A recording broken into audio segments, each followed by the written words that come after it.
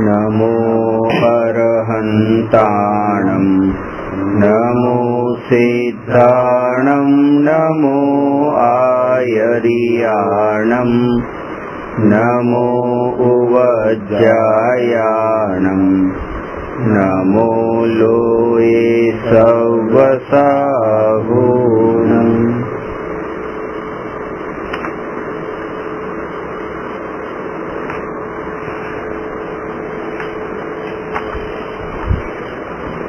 प्रश्न नंबर 194 आत्मानुभूतिनी विधि बताओ।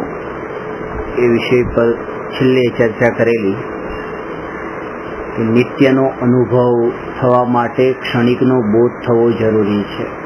નિત્યનો અર્થ ત્રિકાળી આત્મદ્રવ્ય અને ક્ષણિકનો અર્થ આખા જગતના સમસ્ત દ્રવ્યની એક સમયની પર્યાય।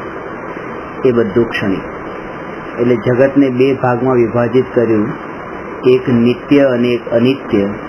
તો નિત્યવાળો પક્ષ પોતાનો અને અનિત્યવાળો પક્ષ મુખ્ય રૂપે તો પૂદગલનો અને ગૌણ રૂપે પોતાનો। પોતાનો એટલે કે પોતાની જે પર્યાય છે એ પણ અનિત્યવાળા પક્ષમાં જશે। પણ અજ્ઞાનીને નિત્ય સુધી પહોંચવામાં બાધક જેટલી પોતાની પર્યાય બને છે એના કરતાં વધુ પૂદગલની પર્યાય બને છે। એનું કારણ છે કે દરેક છદ્મસ્તને ઇન્દ્રિય જ્ઞાન હોય છે અને ઇન્દ્રિય જ્ઞાન વડે એને માત્ર પૂદગલ દ્રવ્ય જ જણાય છે।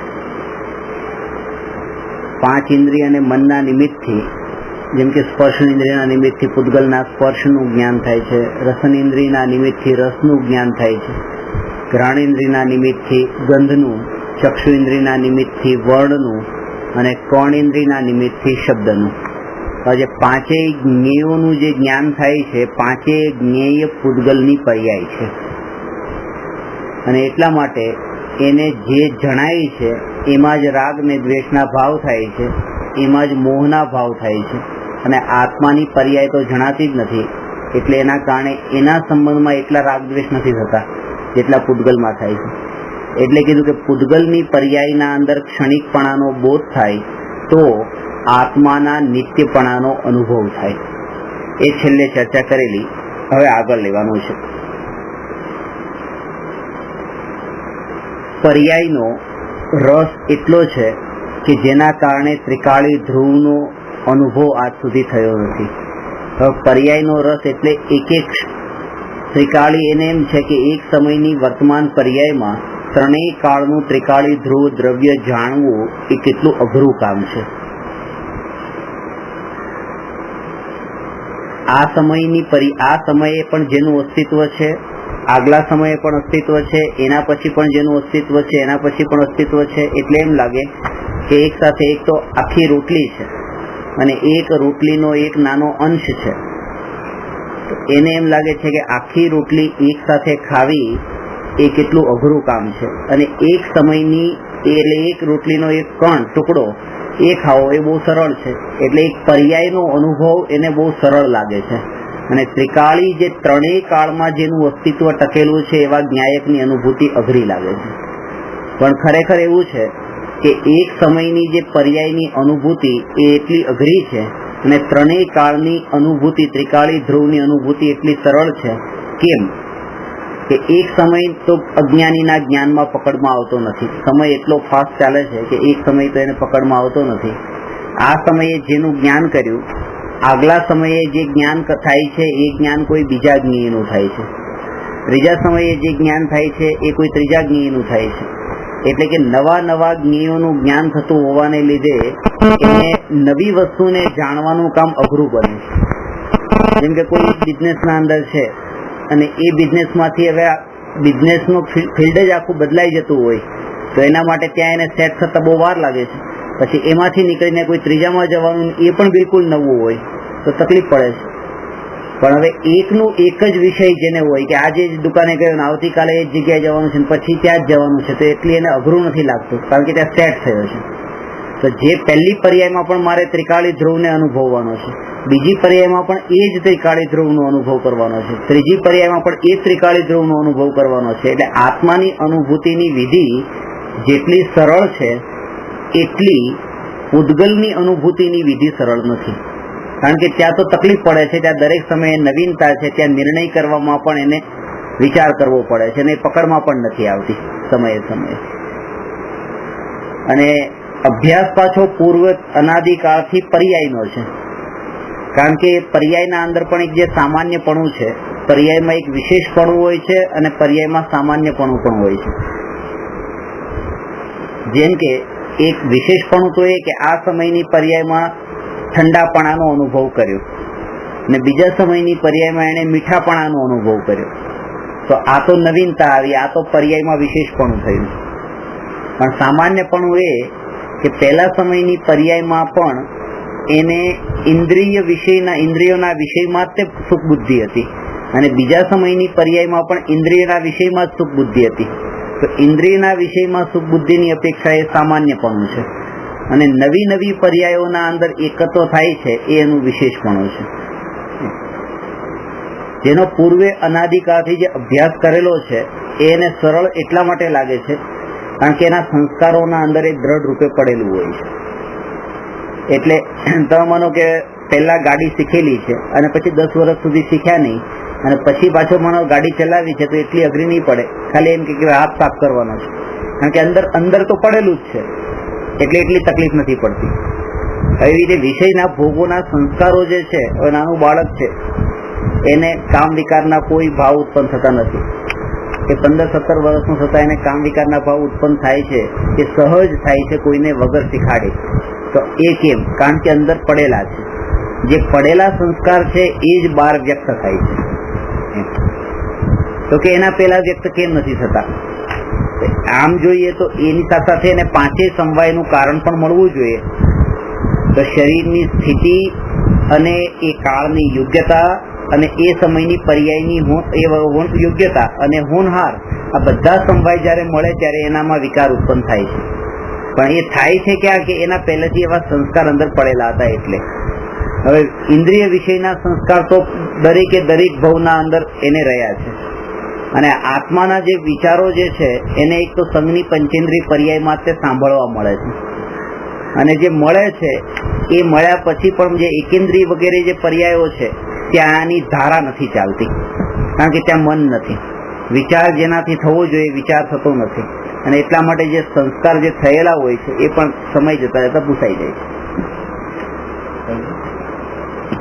એટલે કીધું કે અત્યારે આ સંસ્કાર એવા દ્રઢ થવા જોઈએ, કેવા દ્રઢ કે એ સંસ્કારના બળ ઉપર આત્માની પરિણતિ એટલી નિર્મળ હોય કે આવતા ભવમાં એને એકેન્દ્રિય આદિ પર્યાયમાં એનો જન્મ જ ન થાય.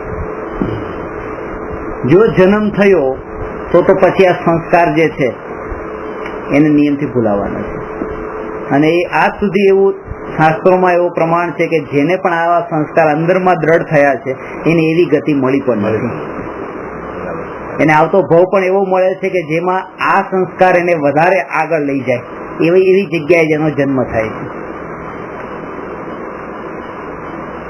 એટલે કોઈ એમ કહે કે અત્યારે માનો આપણે આ ધર્મના સંસ્કાર દ્રઢ કર્યા, ગૃહિત મિથ્યાત્વ છોડી દીધું, પણ માનો આ તો ગૃહિત મિથ્યાત્વ તો એવું છે કે અત્યારે સાચા દેવશાસ્ત્ર ગુરુની પૂજા ભક્તિને એ જ કરીએ છીએ, કુગુરુ કુદેવને કુધર્મને માનતા પણ નથી, ત્યાં માથું પણ ટેકતા નથી.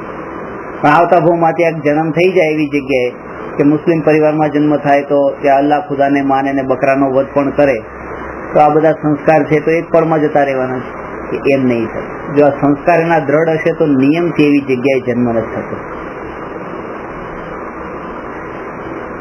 સમ્યક દ્રષ્ટિ મરીને વૈમાનિક દેવમાં જન્મે છે અને એવી જગ્યાએ જન્મે છે કે જ્યાં તત્વની ચર્ચા અને વાર્તા એ જ ચાલતું હોય છે.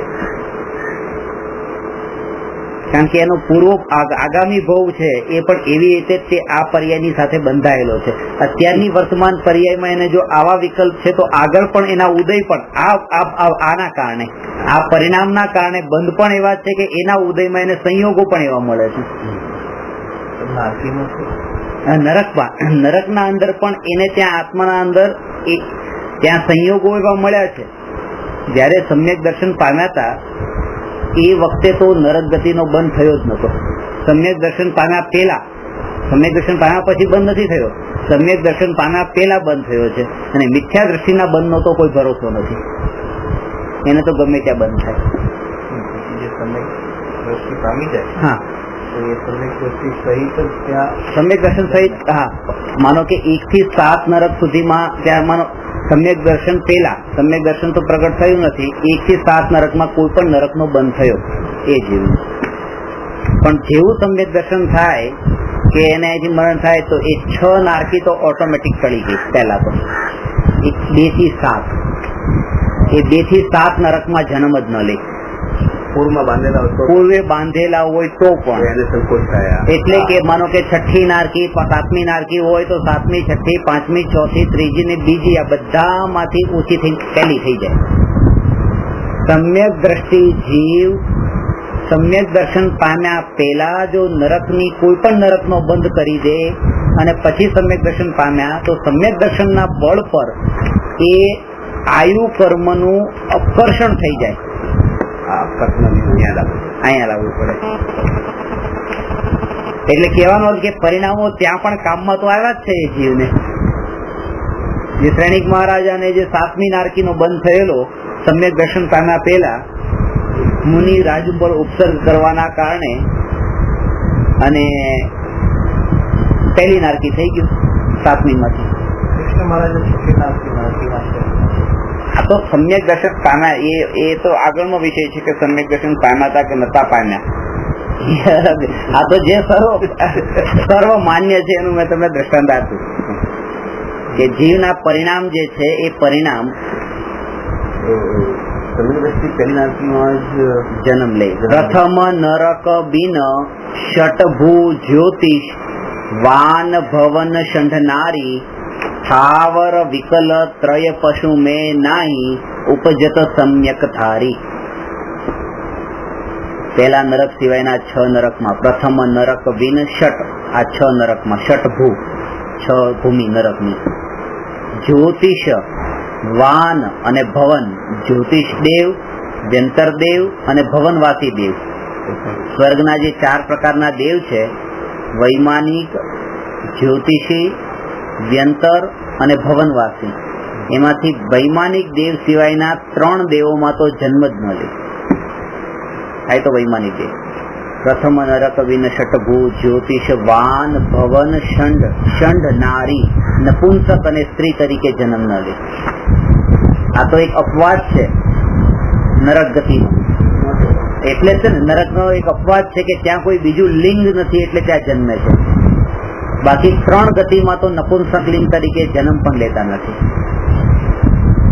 મારે કરે છે એમાં ખાલી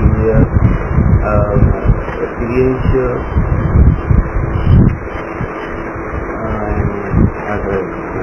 સેકન્ડરી કે એમાંથી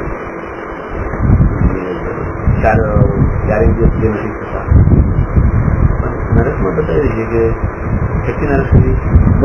એ નરકનો બંધ થયો એનું અપકર્ષણ થઈ જાય. એટલે જે અપકર્ષણ થઈ જાય ત્યાં જન્મે પણ છે. સાથે નરકમાં એનું કારણ છે કે બીજા પણ એની સાથે કનેક્શન વાળા નિયમો પણ છે. સમ્યક દ્રષ્ટિ જીવને ઉદયની અપેક્ષાએ જે નીચ આયુ હોય એનું દીર્ઘાયુ નથી હોતું. એટલે બંધ અને ઉદયની વાત કરી હતી ને, તો બંધ સમ્યક દ્રષ્ટિને નીચી ગતિનું તો અલ્પાયુ જ હોય અને ઊંચી ગતિનું દીર્ઘાયુ હોય. એટલે કે દેવ, મનુષ્ય અને તિર્યંચ આ 3માં તો દીર્ઘાયુ વાળા હોય અને નરકનું અલ્પાયુ હોય, કારણ કે એક તે સમ્યક દર્શનનું બળ છે ત્યાં. અને એ ગરીબ ન હોય, દરિદ્રી ન હોય, લુલા લંગડા ન હોય અને એમાં અલ્પાયુષ્ય વાળા પણ ન હોય. લખીશ પણ અલ્પાયુષ્ય એટલે આ ઊંચી ગતિ માટે, શુભ ગતિ માટે. અશુભ ગતિમાં તો અલ્પાયુષ્ય જ હોય સમ્યક દ્રષ્ટિનું. એવું આ ગોમટતાર પાછળ કર્મકાંડ જે પડ્યું એમાં આ લખ્યું છે.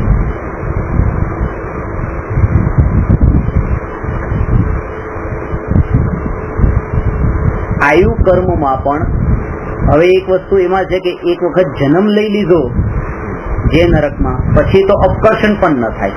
આ આયુ કર્મની એવી અવસ્થા છે કે બધ્યમાન આયુષ્યમાં ઉત્કર્ષણ અપકર્ષણ થાય, પણ બુદ્ધ્યમાન આયુમાં ઉત્કર્ષણ ને અપકર્ષણ ન થાય. અને બધ્યમાન આયુષ્યમાં તો સંક્રમણ પણ ન થાય. આ 3 વાત. એટલે કે અત્યારે માનો તમે આયુષ્યનો બંધ થયો અને આવતા ભાવમાં અત્યારે એવું તમને એવો આયુષ્યનો બંધ થયો કે આવતા ભાવમાં તમારે 25,000 વર્ષ દેવગતિમાં આયુષ્ય છે, તો આયુષ્ય બંધાઈ ગયું. હજુ તમારી પાસે 10 વર્ષ બીજા જીવનના બાકી છે. હવે આ આયુષ્ય એટલે તમારી ગતિ ફિક્સ થઈ ગઈ. હવે તમે આ 10 વર્ષમાં ગમે એટલું પાપ કરો કે ગમે એટલું પુણ્ય કરો, તમને ગતિ નહીં બદલાય. ગતિ ન બદલાવાનો અર્થ એકવાર આયુષ્યનો બંધ થયા પછી સંક્રમણ નથી થતું. હવે તમે અત્યારે 10 વર્ષના અંદર માનો પાછું પુણ્ય એટલું કર્યું તો 25 ના 30,000 વર્ષ પણ થઈ જાય, અને એવું પાપ કર્યું તો 25,000 વર્ષના 20,000 વર્ષ પણ થઈ જાય. પુણ્ય કરવાથી આયુષ્ય વધી જાય અને પાપ કરવાથી આયુષ્ય ઘટી જાય. કઈ ગતિનું? શુભ ગતિનું. પાછું માનો નરક ગતિનું 25,000 વર્ષનું આયુષ્ય બાંધ્યું હતું અને તમે અહીંયા પુણ્ય કર્યું તો આયુષ્ય વધી ન જાય, 30 ન થઈ જાય. ત્યાં પુણ્ય કરવાથી પાછું 20,000 થઈ જાય, અને પાપ કરવાથી 25 નું 30 થઈ જાય. ત્યાં નીચી ગતિ છે ને, તો નીચી ગતિનું આયુષ્ય તો વધે પાપથી અને પુણ્યથી ઘટે, અને અહીંયા પુણ્યથી આયુષ્ય વધે અને પાપથી ઘટે. ઊંચી ગતિ માટે, શુભ ગતિ માટે.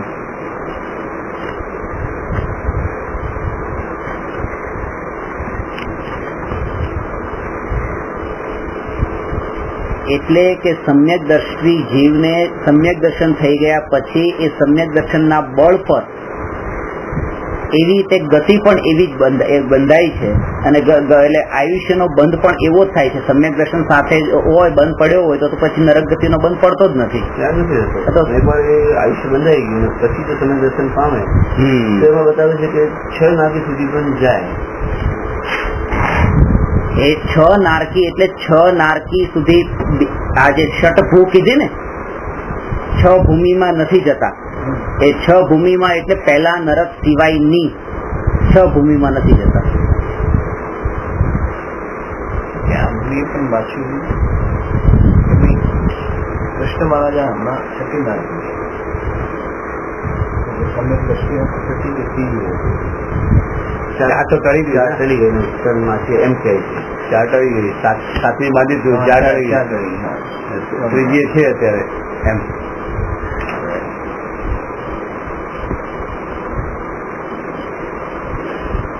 આગળ કર્મ ગ્રંથ આપણે આવશે ત્યારે આ બધા મતમતાંતર પડે છે. એટલે એમાં એક લોજિક મેં પણ આ લોજિક ત્યાં ઉઠાડેલો કેમ આમ કેમ થાય સમય દ્રષ્ટિ નિષ્ઠા સુધી.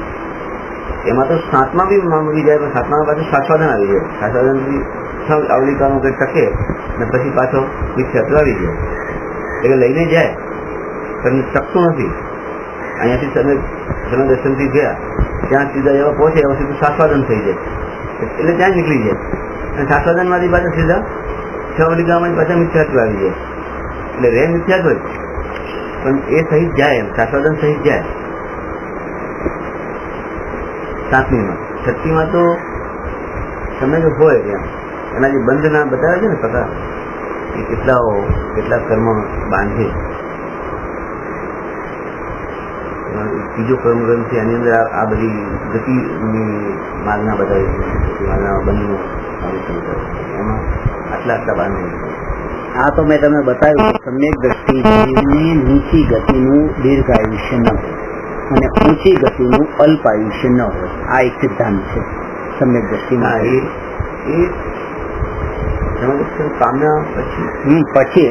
પામ્યા પછી તો નીચે ગતિ હોય જ નહીં. પામ્યા પહેલા જે બંધાયેલી હતી અને પામ્યા પછી પણ એ સમ્યક દર્શનનું બળ જ એ છે કે નીચી ગતિનું દીર્ઘાયુષ્ય જ ન હોય ને ઘટી જાય. ત્યાં 7મા નરકનું 33 સાગરોપમ વર્ષનું છે. પહેલા નરકના અંદર એ 10,000 વર્ષનું ઓછામાં ઓછું આયુષ્ય છે. સૈનિક મહારાજાને 84,000 વર્ષ થઈ ગયું 7મા નરકના આયુષ્યમાંથી. કેટલું થઈ ગયું છે?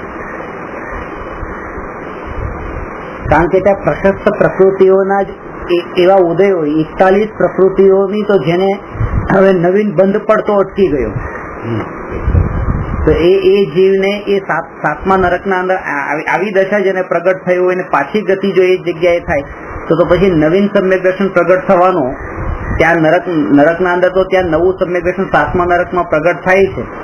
7મા નરકમાં પણ નવું સમ્યક દર્શન પ્રગટ થાય છે.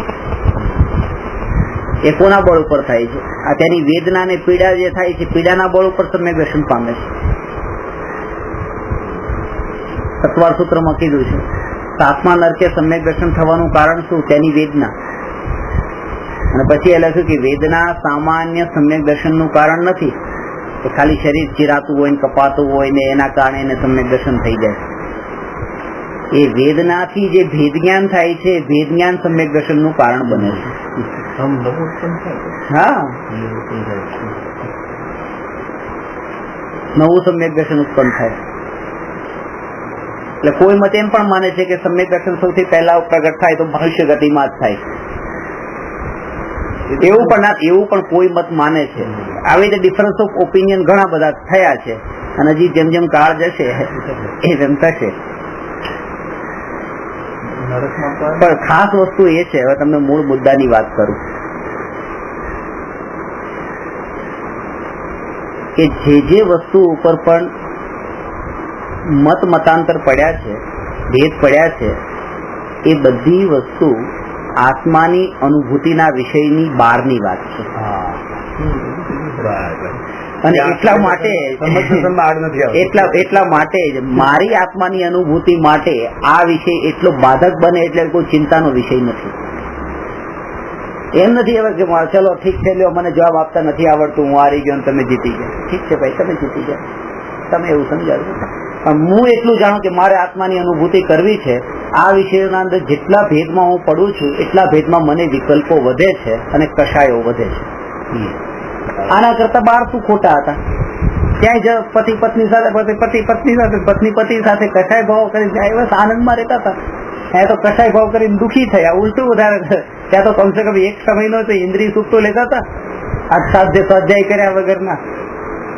એટલે જ્યાં પણ આના ઉપર સ્વાધ્યાય થતો હોય કે આ ટોપિક ને એવા બીજા કેટલાય ડિફરન્સ ઓફ ઓપિનિયન થાય. મેં તો નક્કી કર્યું કે આવો ડિફરન્સ ઓફ ઓપિનિયન થાય તો તમે આના કરતા છે ને તમે પતિ પત્ની બે સાથે મળીને જલસા કરો, બીજું કઈ કરવાની જરૂર નથી.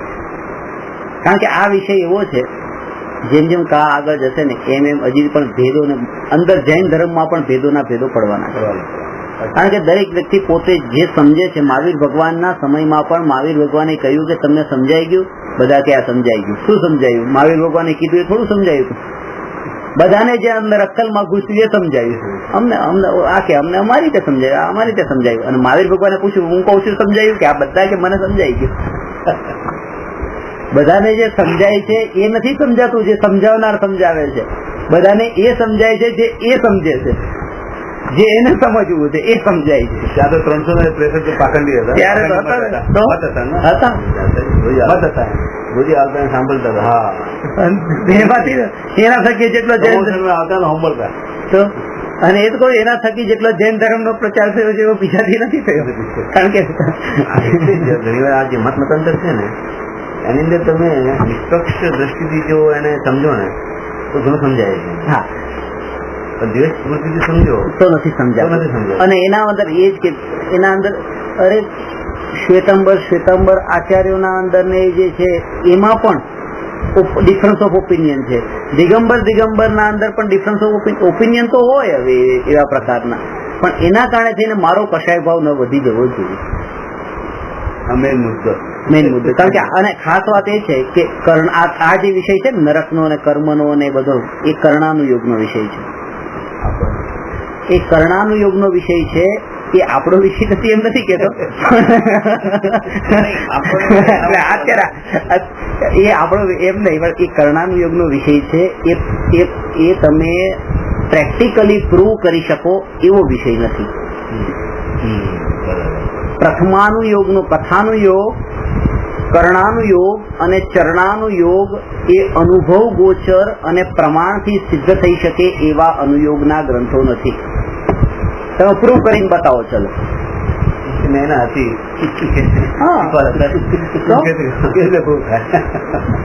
આદિના રાજા ઋષભદેવ ને ત્યાં એવી રીતે આ 101 પુત્ર ને એટલે 102 પુત્ર પુત્રી હતા ને એ બધી જે કહીએ કે એમને 2 પત્ની હતી. ચલો સિદ્ધ કરીને બતાવો. પ્રૂવ કરો તમે.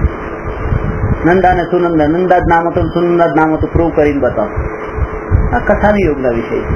કથાનું યોગ ને પ્રૂવ નથી થતું. કર્ણાનું યોગ નરક 7 છે કે 9 છે, પ્રૂવ કરીને બતાવો. એ નહીં થાય. અહીંયા બેઠા બેઠા આપણે અમેરિકા પ્રૂવ નથી કરી શકતા. 7 નરમાં 7મા નરક શું પ્રૂવ કરવું? અહીંયા બેઠા અમેરિકાના બાજુનું ઘર નથી દેખાતું, પણ સૂર્ય દેખાય છે. આ જ્ઞાન આવું છે.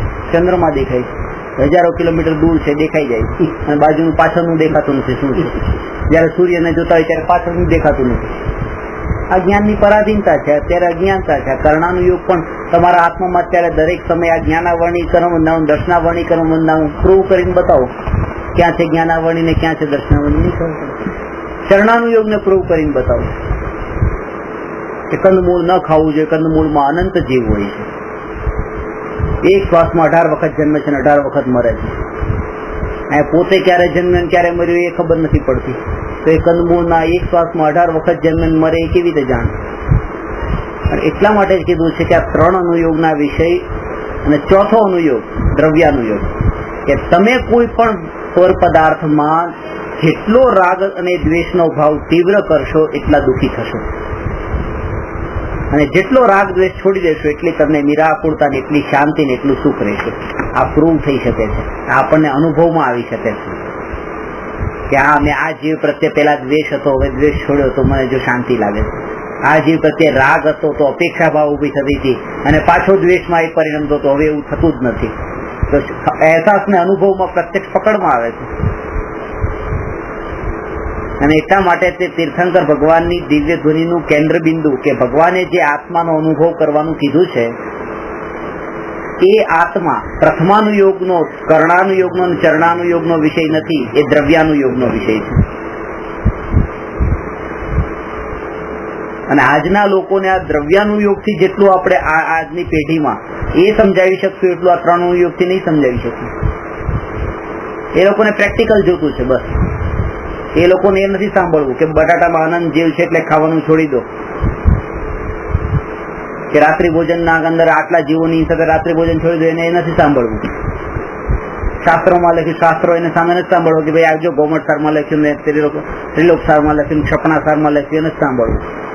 એને તો એને એ બતાવો કે જો ભાઈ તું આ રાત્રે 12 વાગ્યા સુધી ખાતો તો જો સવારે તું મોડો ઉઠે છો કે નહીં, આળસ થાય છે કે નહીં, પેટમાં ગડબડ થાય છે કે નહીં. આ પ્રેક્ટિકલ તને ખબર પડે છે ને. આ પ્રમાદનું કારણ છે આ રાત્રિ ભોજન. એ રીતે કહીએ તો એને પ્રેક્ટિકલમાં ખબર પણ પડે છે. અને 100 આગમના પ્રમાણ આપશો પણ એને ગળે નહીં ઉતરે, જેટલું પ્રેક્ટિકલી એક રીઝન જો એને આપ્યું અંદર ગળે ઉતરી જશે. આપણી પણ એ જ સ્થિતિ છે. ખાલી એવું નહીં કે આધુનિક યોગો લોકો માટેની વાત છે, આપણને પણ એ પ્રેક્ટિકલ આપણને છે ખબર પડે છે. આ કંદમૂળમાં અનંત જીવ છે ને એટલા માટે થઈને આપણે જો એને ખાઈએ તો અનંત જન્મ મરણ થાય છે. એ પ્રેક્ટિકલી ક્યાં દેખાય છે? અને આ ઝેર પડ્યું છે, જો એ કોઈ ખાય કે પીવે તો એ તરત જ મરી જશે. એ પ્રેક્ટિકલી નજર સામે આપણને દેખાવામાં આવ્યું છે ને દેખાય છે તો નથી ખાતા આપણે પણ પ્રત્યક્ષ પ્રમાણ જે છે એને જ પ્રધાનતા આપીએ છીએ. આગમ પ્રમાણને કોણ પ્રધાનતા આપે છે? અને અત્યારે પણ આ કંદમૂળને નથી ખાતા, એ આગમ પ્રમાણના બળ ઉપર જ ત્યાગ કર્યો છે. અને એટલા માટે થઈને એનું જે ખરું પરિણમન થવું જોઈએ થયું નથી. કેમ કંદમૂળ નથી ખાતા? કે અમે જૈન કુળમાં જન્મ લીધો, જૈન થઈને આ કંદમૂળ ખવાય? બસ કંદમૂળ ન ખવાય. વધારે કે એમાં આનંદ જીવો જન્મે છે મરે છે, બસ અનંત જીવોનો ઘાત થાય. અરે એક કંદમૂળ ખાવાથી મારું મોઢું કબ્રસ્તાન બની જાય છે. કારણ કે મારા મોઢામાં જયારે મારા મોઢામાં જન્મે છે, મારા મોઢામાં મરે છે. અને એ ખાવાથી મારા પરિણામોમાં, મારા ભાવોમાં વિકાર વધારે ઉત્પન્ન થાય છે, ગૃધતા આવે છે અને પરિણામો મલિન થાય છે. એટલા માટે હું કંદમૂળ નથી ખાતો. હવે પરિણામોને નિર્મળ રાખવા માટે કંદમૂળનો ત્યાગ કરું છું એવું જેનું લક્ષ્ય હોય તો એને ખરા રૂપમાં એ કંદમૂળ છોડ્યું છે. માંસ ભક્ષણ કરવા વાળા જીવના પરિણામો ક્રૂર હોય છે અને મારે મારા પરિણામોને ક્રૂર નથી કરવા એટલા માટે મારે આવું માંસ ભક્ષણ નથી કરવું. એ ક્રૂરતા એના કારણે. મેં તો કીધું ને કે જીભ તો તાળવા ઉપર લાગી જ રહી છે, માંસ જ છે, પણ ત્યાં એના ક્રૂરતા વાળા પરિણામ નથી થઈ જતા એના કારણે. પણ તેનું ખાવાથી ક્રૂરતાના પરિણામ થાય છે, નિર્દયતાના પરિણામ ઉત્પન્ન થાય છે. એટલા માટે એનો ત્યાગ એ રૂપમાં જો કરે. મોર દેન 50% લોકો એવા હશે જે માંસ નથી ખાતા કારણ કે જોતા ચિતરી ચડે છે. એમ નથી કે એમાં આટલા જીવોનો ઘાત છે ને મારે ના એનો ઘાત નથી કરવો, કારણ કે એવો જો ભાવ હોત તો એ મનુષ્ય માણસનું લોહી ન પી જાય. કષ્ટ નથી પહોંચાડવું, દુઃખ નથી પહોંચાડવું એ જીવોને, એ લક્ષ્ય જો હોત તો દુકાન પર પોતાના નોકર પાસે એવી રીતે કામ કરાવે કે એને જો કરુણાનો ભાવ હોત ને એના કારણે માંસ છોડ્યો હતો. ઘણા લોકો મને કહે છે અમે એગ નથી ખાતા, પણ કે કેકમાં આવી જાય તો ઠીક હવે એ છૂટશે, આમ નથી ખાતા.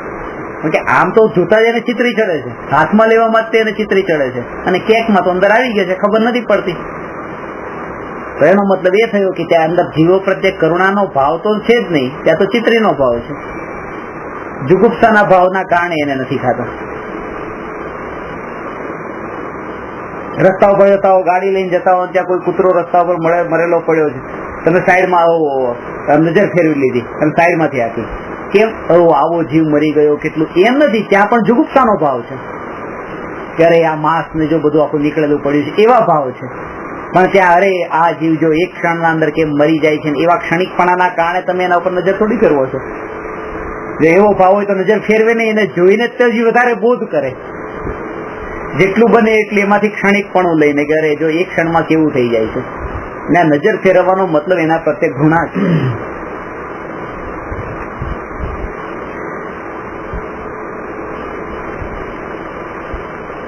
એટલે ખરેખર હવેથી એવો ધર્મ પાળવો છે, આગમમાં કહ્યું છે એટલે નથી પાળવો, બસ સમજીને પાળવો. અને એ રીતે જો થાય ને તો ભલે તમે મહિનામાં એક વખત પણ ભગવાનની સમજીને પૂજા કરી, અને રૂટીનમાં રોજ આમ ધોતી દુપટ્ટો પહેરીને ખેસ નાખીને તમે જે દેરાસર પહોંચી ગયા, એ એક દિવસ જો ભાવથી થશે ને તો એ ફળદાયી હશે. એ અંદર સંસ્કારને દ્રઢ કરે છે, કારણ કે ભાવ સાથે છે. પેલી ક્રિયા સંસ્કાર દ્રઢ નથી કરતી.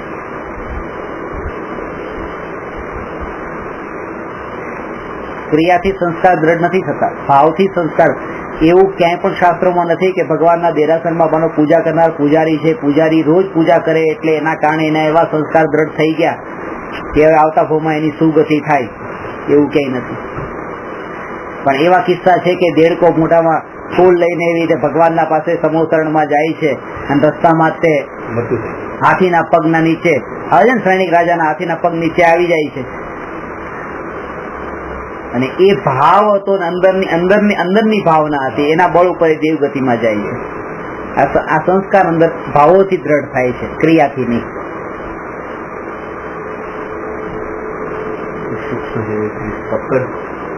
નથી આવતી ને નથી આવતી, એ જ અટવાનું કારણ છે. અટવાનું કારણ આપણે અટવાયા છે એ હિસાબે જ અટવાયા છે. અને આ જૈન દર્શનની વિશેષતા છે. આજે હિન્દુઓમાં પણ એ કીધું કે તમે માંસ નહીં ખાઓ, પણ ક્યાંય તે આવી સૂક્ષ્મતા નથી કે આપણા પરિણામો એના કારણે વિકૃત થાય છે, એવી વાત તો ક્યાંય છે જ નહીં. વધારે એ કે માનો કે સૂગ ન ચડે એનાથી જે આગળ જઈએ તો એમ કે ભાઈ ના, કોઈ જીવને કષ્ટ ન પહોંચાડવું જોઈએ, કોઈ જીવને મારવો ન જોઈએ, બસ એટલે સુધી અટકી જાય. પણ એ મારવાથી શું થાય છે, એ મારવાથી અહીંયા નુકસાન પોતાને થાય છે, એવી વાત ક્યાંય નથી કરતા. પદાર્થ હોય ને મીઠાઈ હોય ને એની અંદરથી એ ફૂલ બની ગઈ નથી ખાતા, અને એ ફૂલ બનેલી છે એટલે નથી, એ દુર્ગંધ આવે છે. પણ એ ખાવાથી અંદરની પરિણતિ કેટલી ગુર્ધતા વાળી પરિણતિ છે, કેટલો પ્રમાદ અંદર થશે એ વિચાર નથી. એક પડખું આવે છે, બીજું પડખું નથી આવતું. જે પડખું લાવવું જોઈએ એ નથી આવતું.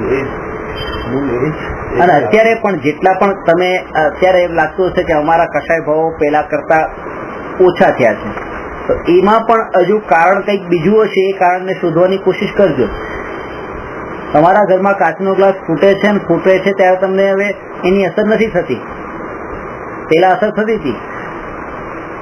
તો એ જે અસર નથી થતી એનું કારણ તત્વની સમજણ નથી. એનું કારણ તમે એ ગ્લાસ ફૂટ્યો એ તમે અફોર્ડ કરી શકો છો, નવો લાવી શકો છો.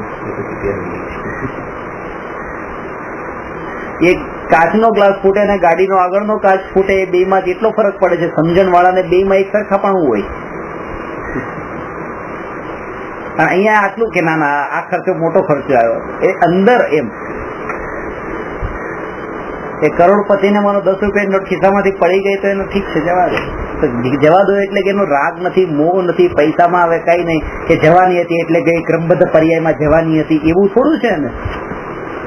10 નહીં હતી ને એમ. એટલે આપણે ઘણી જગ્યાએ ભૂલ એ કરીએ છીએ કે કારણ અંદરમાં વિકાર જે છે ને એ વિકાર પડેલો જ હોય છે, પણ એ એવી વસ્તુના અંદર એવો ઢંકાયેલો હોય છે કે જેના કારણે આપણી દશા આપણને ઊંચી લાગવા લાગે છે, ઊંચી દશા લાગે છે. અને એ જ કારણ કે અત્યારે માનો તમે આવા માહોલમાં બેઠા છો, અત્યારે કસાય ભાવ થતા નથી, એમ લાગે છે કે હું કેટલો મંદ કસાય છું ખરેખર. તો એ તો આ માહોલ એવો છે. બાકી તમે હમણાં એવા માહોલમાં જાઓ કે જ્યાં તમે કોઈ 10 ગાળ દેવા વાળું હોય તો ખબર પડે છે. તો પેલા જે હતું એ અંદરની સમજણ નથી. એ તો એક એવા નિમિત્તોના અંદર રહીને મેં મારા કસાયને દબાવેલો હતો, નિમિત્ત વગર દબાયેલો હતો. અને એ બહુ ખતરનાક છે. એ એટલા માટે ખતરનાક છે કારણ કે પેલો પકડમાં આવે છે તો એનો ઉપાય પણ શોધી શકાય છે. આ પકડમાં નથી આવતો. એનામાં ધર્મ નથી એની ખબર પડે છે, અને અહીંયા તો હું ધર્મ કરવા બેઠો છું એવી બુદ્ધિ સાથે આ કામ કરે છે પાછું. એટલે આ છોડ સાચો છોડ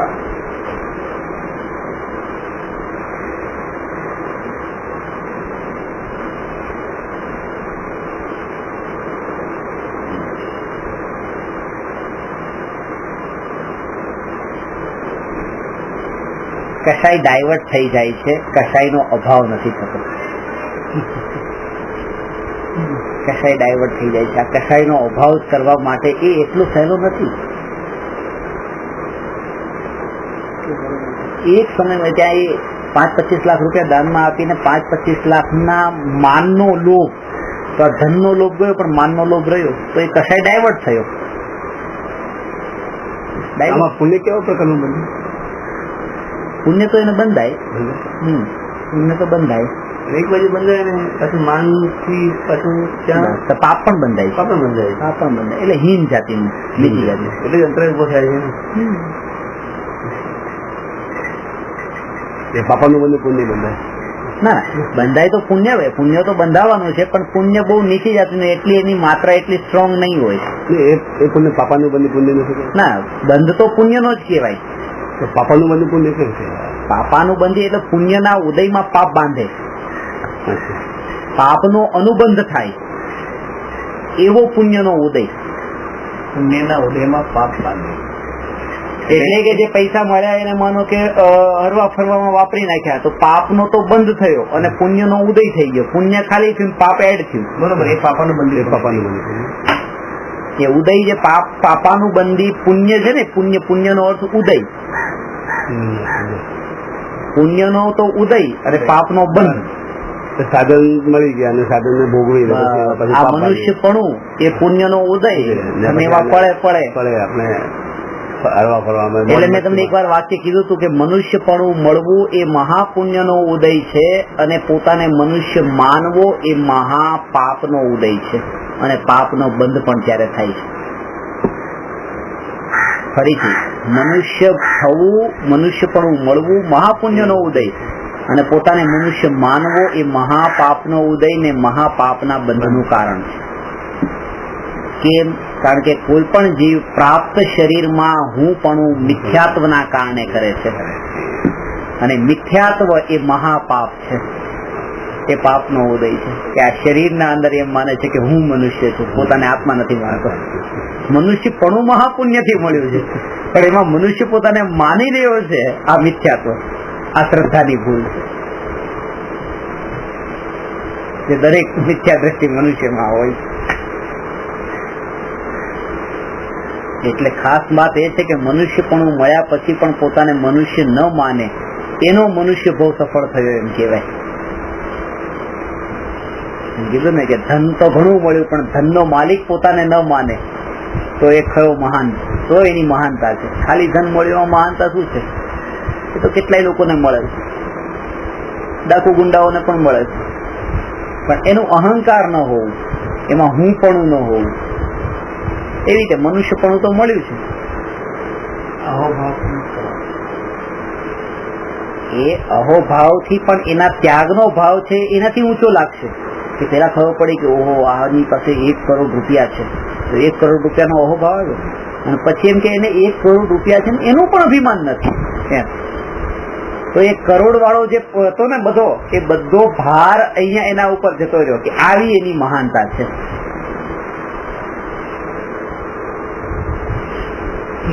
મનુષ્ય ભાવ વગર તો આપણે આ સાધના કરીશું. તો એટલા માટે તો મનુષ્ય ભાવની મહિમા બતાવી છે. મહાપુણ્યનો ઉદય એટલે જ કીધો, એ જ એટલે તો પુણ્યનો ઉદય કીધો છે. પણ એમાં તમે પોતાને માનવું થોડું જરૂરી છે કે તમે પોતાને મનુષ્ય માનો.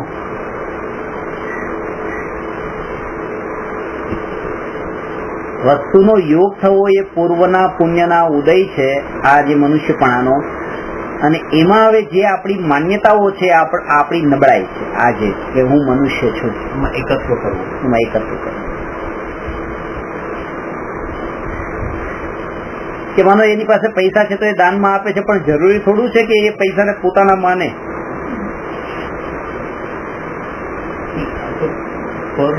તો એ જ છે કે આ પૈસા જેમ પર છે, એમાં શરીર એ મનુષ્ય દેહ પણ પર જ છે એવું એને નથી લાગતું. એને એમ જ લાગે છે હું જ મનુષ્ય છું. એટલે એ દેહ થી પણ પારકાપણું જે માનશે એને લાગશે કે હું આત્મા છું, હું મનુષ્ય નથી. અપર્યાય છે, અપર્યાય છે. કુલ જાતિ નો મદ કરવો, તો મેં મારો અર્થ એવી રીતે કર્યું છે કે કુલ જાતિ એટલે કે હું ક્ષત્રિયમાં જન્મ, કે હું મનુષ્ય છું, કે હું જૈન કુલમાં છું. આવા બધા જે મદ કરવા, એ મદ કોણ કરી શકે? જે શુદ્ધ લક્ષી હોય, કે એ શરીરને જુએ છે, એ જાતિને જુએ છે. તમે દ્રષ્ટિએ ટળી ગઈ છે, એટલે એ પૂતગલમાં પોતાનું સ્વરૂપ માનતા જ નથી. બરાબર છે, માનતા એ પોતાને જેને આ શરીરના પરમાણુઓથી ભેદ કર્યો કે આ શરીર એ હું નહીં, મારું નહીં, તો શરીરની ઉત્પત્તિ જેનાથી થઈ એ માતા પિતા પછી મારા કેવા, માતા પિતાને પછી મારા માનતા નથી, તો કુળ મત ને જાતિ મત ને કોઈ મત ઉત્પન્ન થતા નથી.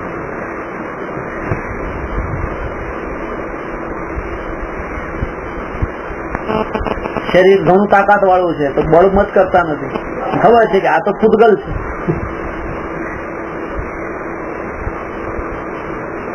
પોતાની અનંત શક્તિ જે છે એ જ મારું બળ છે, અનંત ગુણો મારામાં ભરેલા છે એ મારું બળ છે.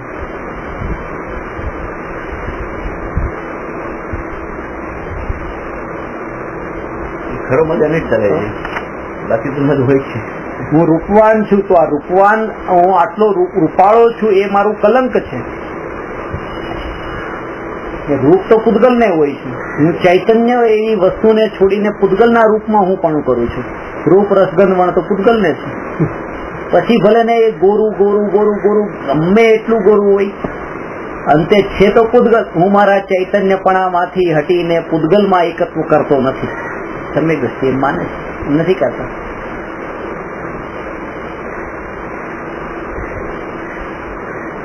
અને એટલા માટે પછી એ સુંદરતા અને કુરૂપતાના ભેદ પણ અંદર નથી પડતા. બેયને પૂતગલ જાણે છે એટલા માટે.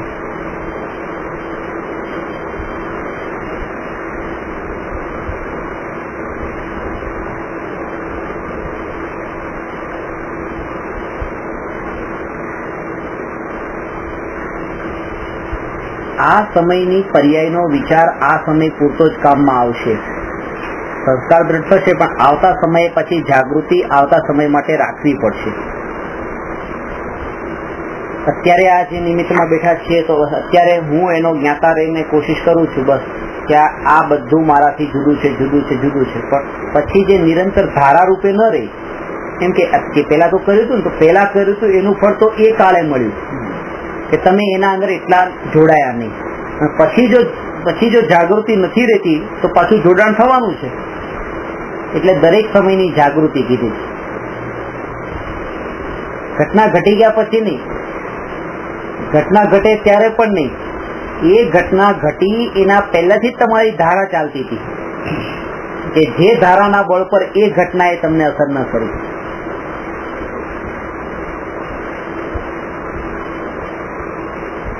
ઉદય પણ બંધ કરવા.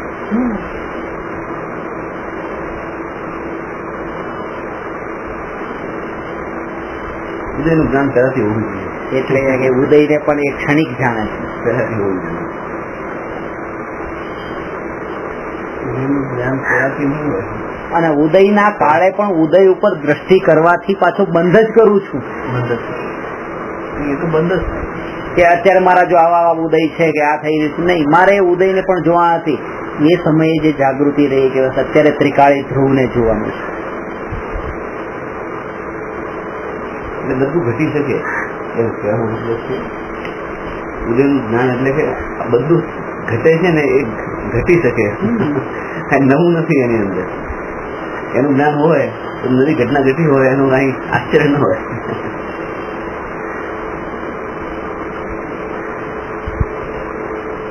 આવું ઘટવાનું એ ખબર ન હોય. દરેક ઘટી શકે એમ ઘટી શકે, આ પણ ઘટી શકે, આ પણ ઘટી શકે, પણ એમાં આશ્ચર્ય ના હોય. ઉદય જાણે ઉદયનું કામ કરે. અને એ સમયે એટલી જાગૃતિ કે પોતાની વૃત્તિઓને તો તપાસતા રહે કે મારી વૃત્તિઓ અત્યારે કેવી છે. એ નબળાઈ પણ એને પકડમાં આવે અને એના બળ ઉપર જ વારંવાર જ્ઞાયકનો આશ્રય લેવા માટેનો ભાવ આવે. આ નબળાઈ જે છે એ જ્ઞાયકના આશ્રય ટળવાની છે. આમ રસ્તા ઉપર આપડે પેલું ખબર કચરો ભરતા હોય ને, કચરા કેટલી વાત આવતી હોય, ગાડી કચરાની હોય ને, બધો એઠવાડ બધો અંદર નાખતા હોય. ગઈકાલે હું અમદાવાદ આવતો હતો. અમદાવાદ આવવાની 1 કલાકની વાર હતી. 1 કલાકની વાર અને ટ્રેનનો ટાઈમ પણ 1 કલાક બાકી અને બસનું ટાયર ફાટ્યું. એની પાસે સ્પેર વ્હીલ નહીં, કઈ નહીં, બિલકુલ રસ્તા વચ્ચે ઉભા કરવું છું. કોઈ ઉભા ન રાખે, કોઈ બસ કોઈ ગાડી રસ્તા વચ્ચે ઉભી ન રાખે. મારે કીધું ટ્રેન પકડવાની છે મુંબઈની, તો ફ્લાઇટ પકડવી પડશે સવારની. આખી રાતનો ઉજાગરો થશે અલગ.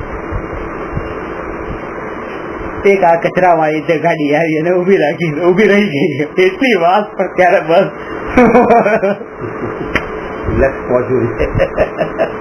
ત્યારે એવું ખબર પડી કે આમ 1 સેકન્ડ માટે પણ આમ એની બાજુમાંથી નીકળવાનું થાય, આપણે આમ કેટલા દૂર ભાગતા હોઈએ છીએ. અને ત્યાં 1 કલાક સુધી આની બાજુમાં એની સાથે ક્યાંથી કચરો ભરીને આવતી હતી. मैंने कि मैं आपको पहुंचा दूंगा, मैं आपको, हमारी गाड़ी से सब लोग डरते हैं, आप चिंता मत करो, अपन जिसके पास जाएंगे ना वो दूर जाएगा, अपन को साइड मिलती जाएगी. मैंने कि दूसरी किसी भी गाड़ी में आप बैठते तो आप नहीं पहुंच पाते, मैं पहुंचा देता हूँ. हमारे संकेत में वो थी गाड़ी बराबर फिक्स टाइम गाड़ी खराब થઈ ગઈ, પેલો પાઇપ એટલે માણસ જયારે લક્ઝરી મળી ગઈ. હવે ત્યારે આટલી જાગૃતિ ક્રમબદ્ધ કરી આવી કે આ સમયે મારી વૃત્તિ માપવાની કે આ જીવ જો જયારે આ જરૂર પડે ત્યારે કેવું કેવું કરી બેસે છે. આ બધી નબળાઈ જ છે. તો હવે શું, આ સ્વાર્થ વૃત્તિ છૂટવી જોઈએ. બસ એમાં એટલી પૂરી જાગૃતિ. પણ પહેલેથી આખો દિવસની સાધનાનું ચિંતન ચાલતું હોય તો એ સમયે પણ જાગૃતિ એવી જ રહી, એના વગર ન રહી. તમે જો પહેલેથી જલસા કરતા કરતા નીકળ્યા હોય તો એ સમયે તો એમ જ આમાં ક્યાં બેસવું પડ્યું, આમાં ક્યાં બેસવું, આમાં દિમાગ જ ના લાગે. ઠીક છે, ચલો ના આવે, જે મળ્યું તે સાધન મળ્યું, આપણે પહોંચ્યું છે, જેવું છે એવો આપણું ક્રમબદ્ધ છે. હવે શું ઉદય જાવો છે આ ટાઈમ નો.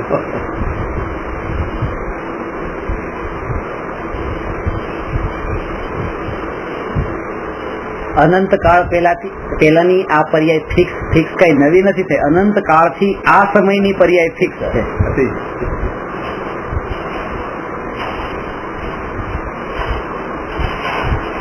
એટલે દ્રષ્ટિ ત્યાંથી હટે છે, કારણ કે પરિવર્તનનો ભાવ રહેતો નથી. જ્યાં ફેરફાર કરવા વાળી વૃત્તિ ઉભી થાય છે ત્યારે જ દ્રષ્ટિ ત્રિકાળી ઉપરથી હટી જાય છે. પણ જયારે એની નિશ્ચિતતા ખબર પડે છે ત્યારે એના ઉપરથી દ્રષ્ટિ હટે. આ તમારે ક્રમબદ્ધ પર્યાયને માપવાનું આ એક પ્રમાણ છે. એને મેઝરમેન્ટ આ રીતે કરવાનું કે ક્રમબદ્ધ પર્યાય તમને ખબર કેમ પડી કે જેટલી દ્રષ્ટિ હજી પર્યાય ઉપર જાય છે એનો મતલબ હજી તમને ક્રમબદ્ધ પર્યાયની શ્રદ્ધા નથી. પર્યાય ઉપરથી દ્રષ્ટિ ટળી જવી એ ક્રમબદ્ધ પર્યાયની ખરી શ્રદ્ધા છે.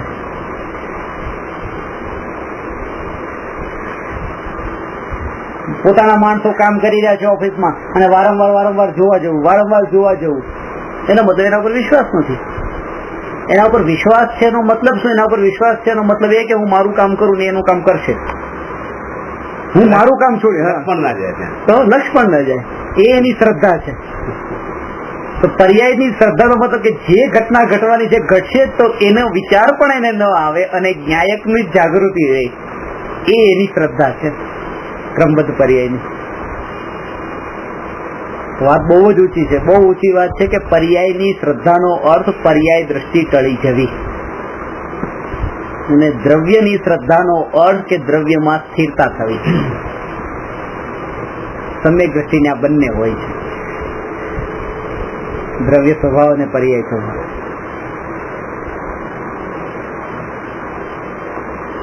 કારણ કે પહેલેથી એને વિચાર કરીને કેટલો વેપાર થયો એના ઉપર દ્રષ્ટિ ન જવી જોઈએ કે ના નહીં. પછી એ વેપાર થયો ને પૈસા બેંકમાં જમા કરાવ્યા એના ઉપર પણ નહીં કે નહીં. પછી અમુક પૈસાની તમે ઘરમાં વસ્તુઓ લાવ્યા એના ઉપર નહીં. જયારે પર્યાય માત્રથી દ્રષ્ટિ હટવાની વાત કરીએ છીએ ત્યારે બધી પર્યાય, એટલા માટે ક્રમબદ્ધ કીધી. પછી એની આગળની એક બે પર્યાય નહીં, આગળની જેટલી ક્રમથી છે બધી જ પર્યાય.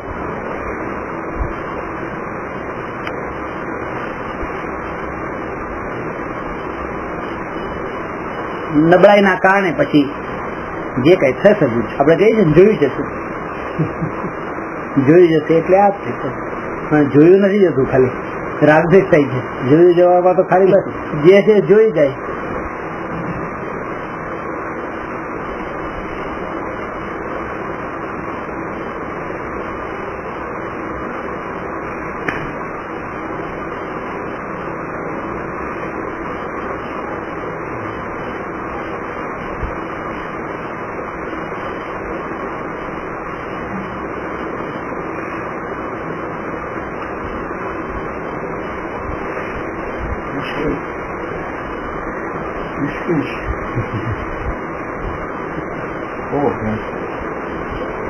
અભ્યાસથી થશે. એક જ તત્વના વિચાર, વારંવાર વિચાર, દુકાન પર પણ આ જ વિચાર, ચાલતા પણ આ જ વિચાર, અને એક લક્ષ્ય કે આ જેના માટે કરું છું મારા માટે કરું છું, એક એ લક્ષ્ય.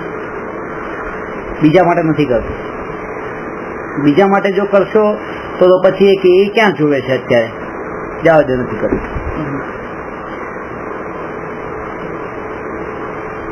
આ વસ્તુ દિમાગમાં બેસી ગઈ. એ અંદરમાં એવી જાગૃતિ કે તમે એકલા અમેરિકામાં છો અને કોઈ તમારા ઓળખીતા નથી, બિઝનેસ માટે ગયા છો ને પર્યુષણ છે, તમે ત્યાં અઠ્ઠાઈ કરવાનો ભાવ હોય તમે અઠ્ઠાઈ કરી નાખી, કોઈ નથી, કોઈને ખબર પડી નહીં.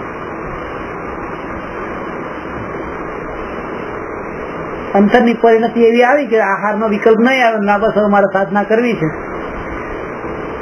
થઈ ગઈ. આ કોઈને ખબર ન પડે તો કેમ ચાલે? વાંધો નહીં, કોઈના માટે થોડી કરવું છે. અહીંયા એ કે આ પારણા કરીને બધાને બોલાવીએ ને એવું કે કઈ નથી. ખોટું કામ થતું હોય ત્યાં આમ આ વિચાર આવી જ જાય છે કે એ તો ભગવાન જોઈ છે.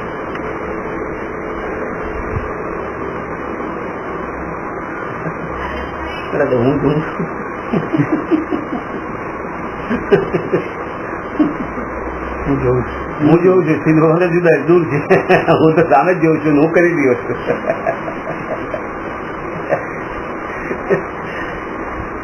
લાંબે જવા એક શ્રદ્ધા જો એને હોય ને કે હમણાં ગામમાં બે લોકો લડતા હતા, છૂટા ન પડે. તરત જ હું મારો મોબાઈલ લઈને આવ્યો, ચલો ફોટો પાડું છું, હવે જે હશે ને હમણાં બસ ખબર પડી જશે, પછી તમારી પાસે પ્રૂફ રહેશે. જો આ જો જેમાં રેકોર્ડ રહેવાની જેમ હશે ને, આમાં રેકોર્ડ રહી ગયો, મારો ઝઘડો બંધ થઈ ગયો. કે કોઈ જો આમાં મારી પાસે કોઈનામાં પ્રૂફ રહી ગયો, એમ ખબર નહીં કેવળ જ્ઞાનની પર્યાયમાં પ્રૂફ રહી જવાનું છે, આ પાપનું પ્રૂફ રહેવાનું છે, તો એ પાપ ના કરે.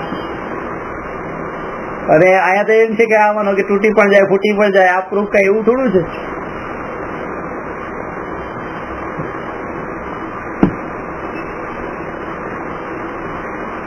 આપણા ખારદેશમાં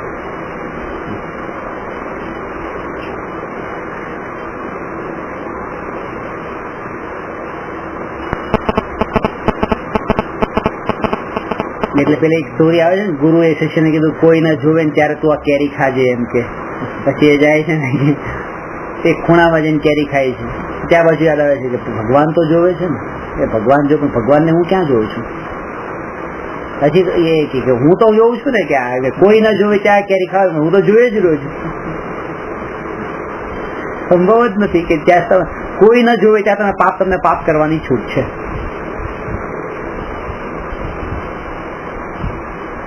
પોતાની સત્તાને તો એને માની જ નથી કઈ પોતે, એટલે ઠીક આ તો આપણે ઘરનું છે.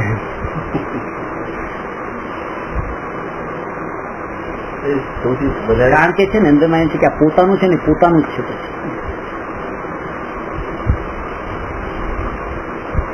તમે પોતાનાને ગમે એટલું જોરથી બોલશો, તમને એટલું બધું નથી બોલી નાખો. કેમ? કારણ કે એમ છે કે આ પોતાના જ છે ને. એને ગમે એટલું કહેશું તો એ પારકા થોડા થઈ જવાનું. પોતાપણોનો મતલબ એ છે, પારકાનું ન કહેવાય, કારણ કે એમાં પોતાનું થયું નથી. અને જો આ કહીએ તો પછી એને તો પોતાના બનાવવા છે.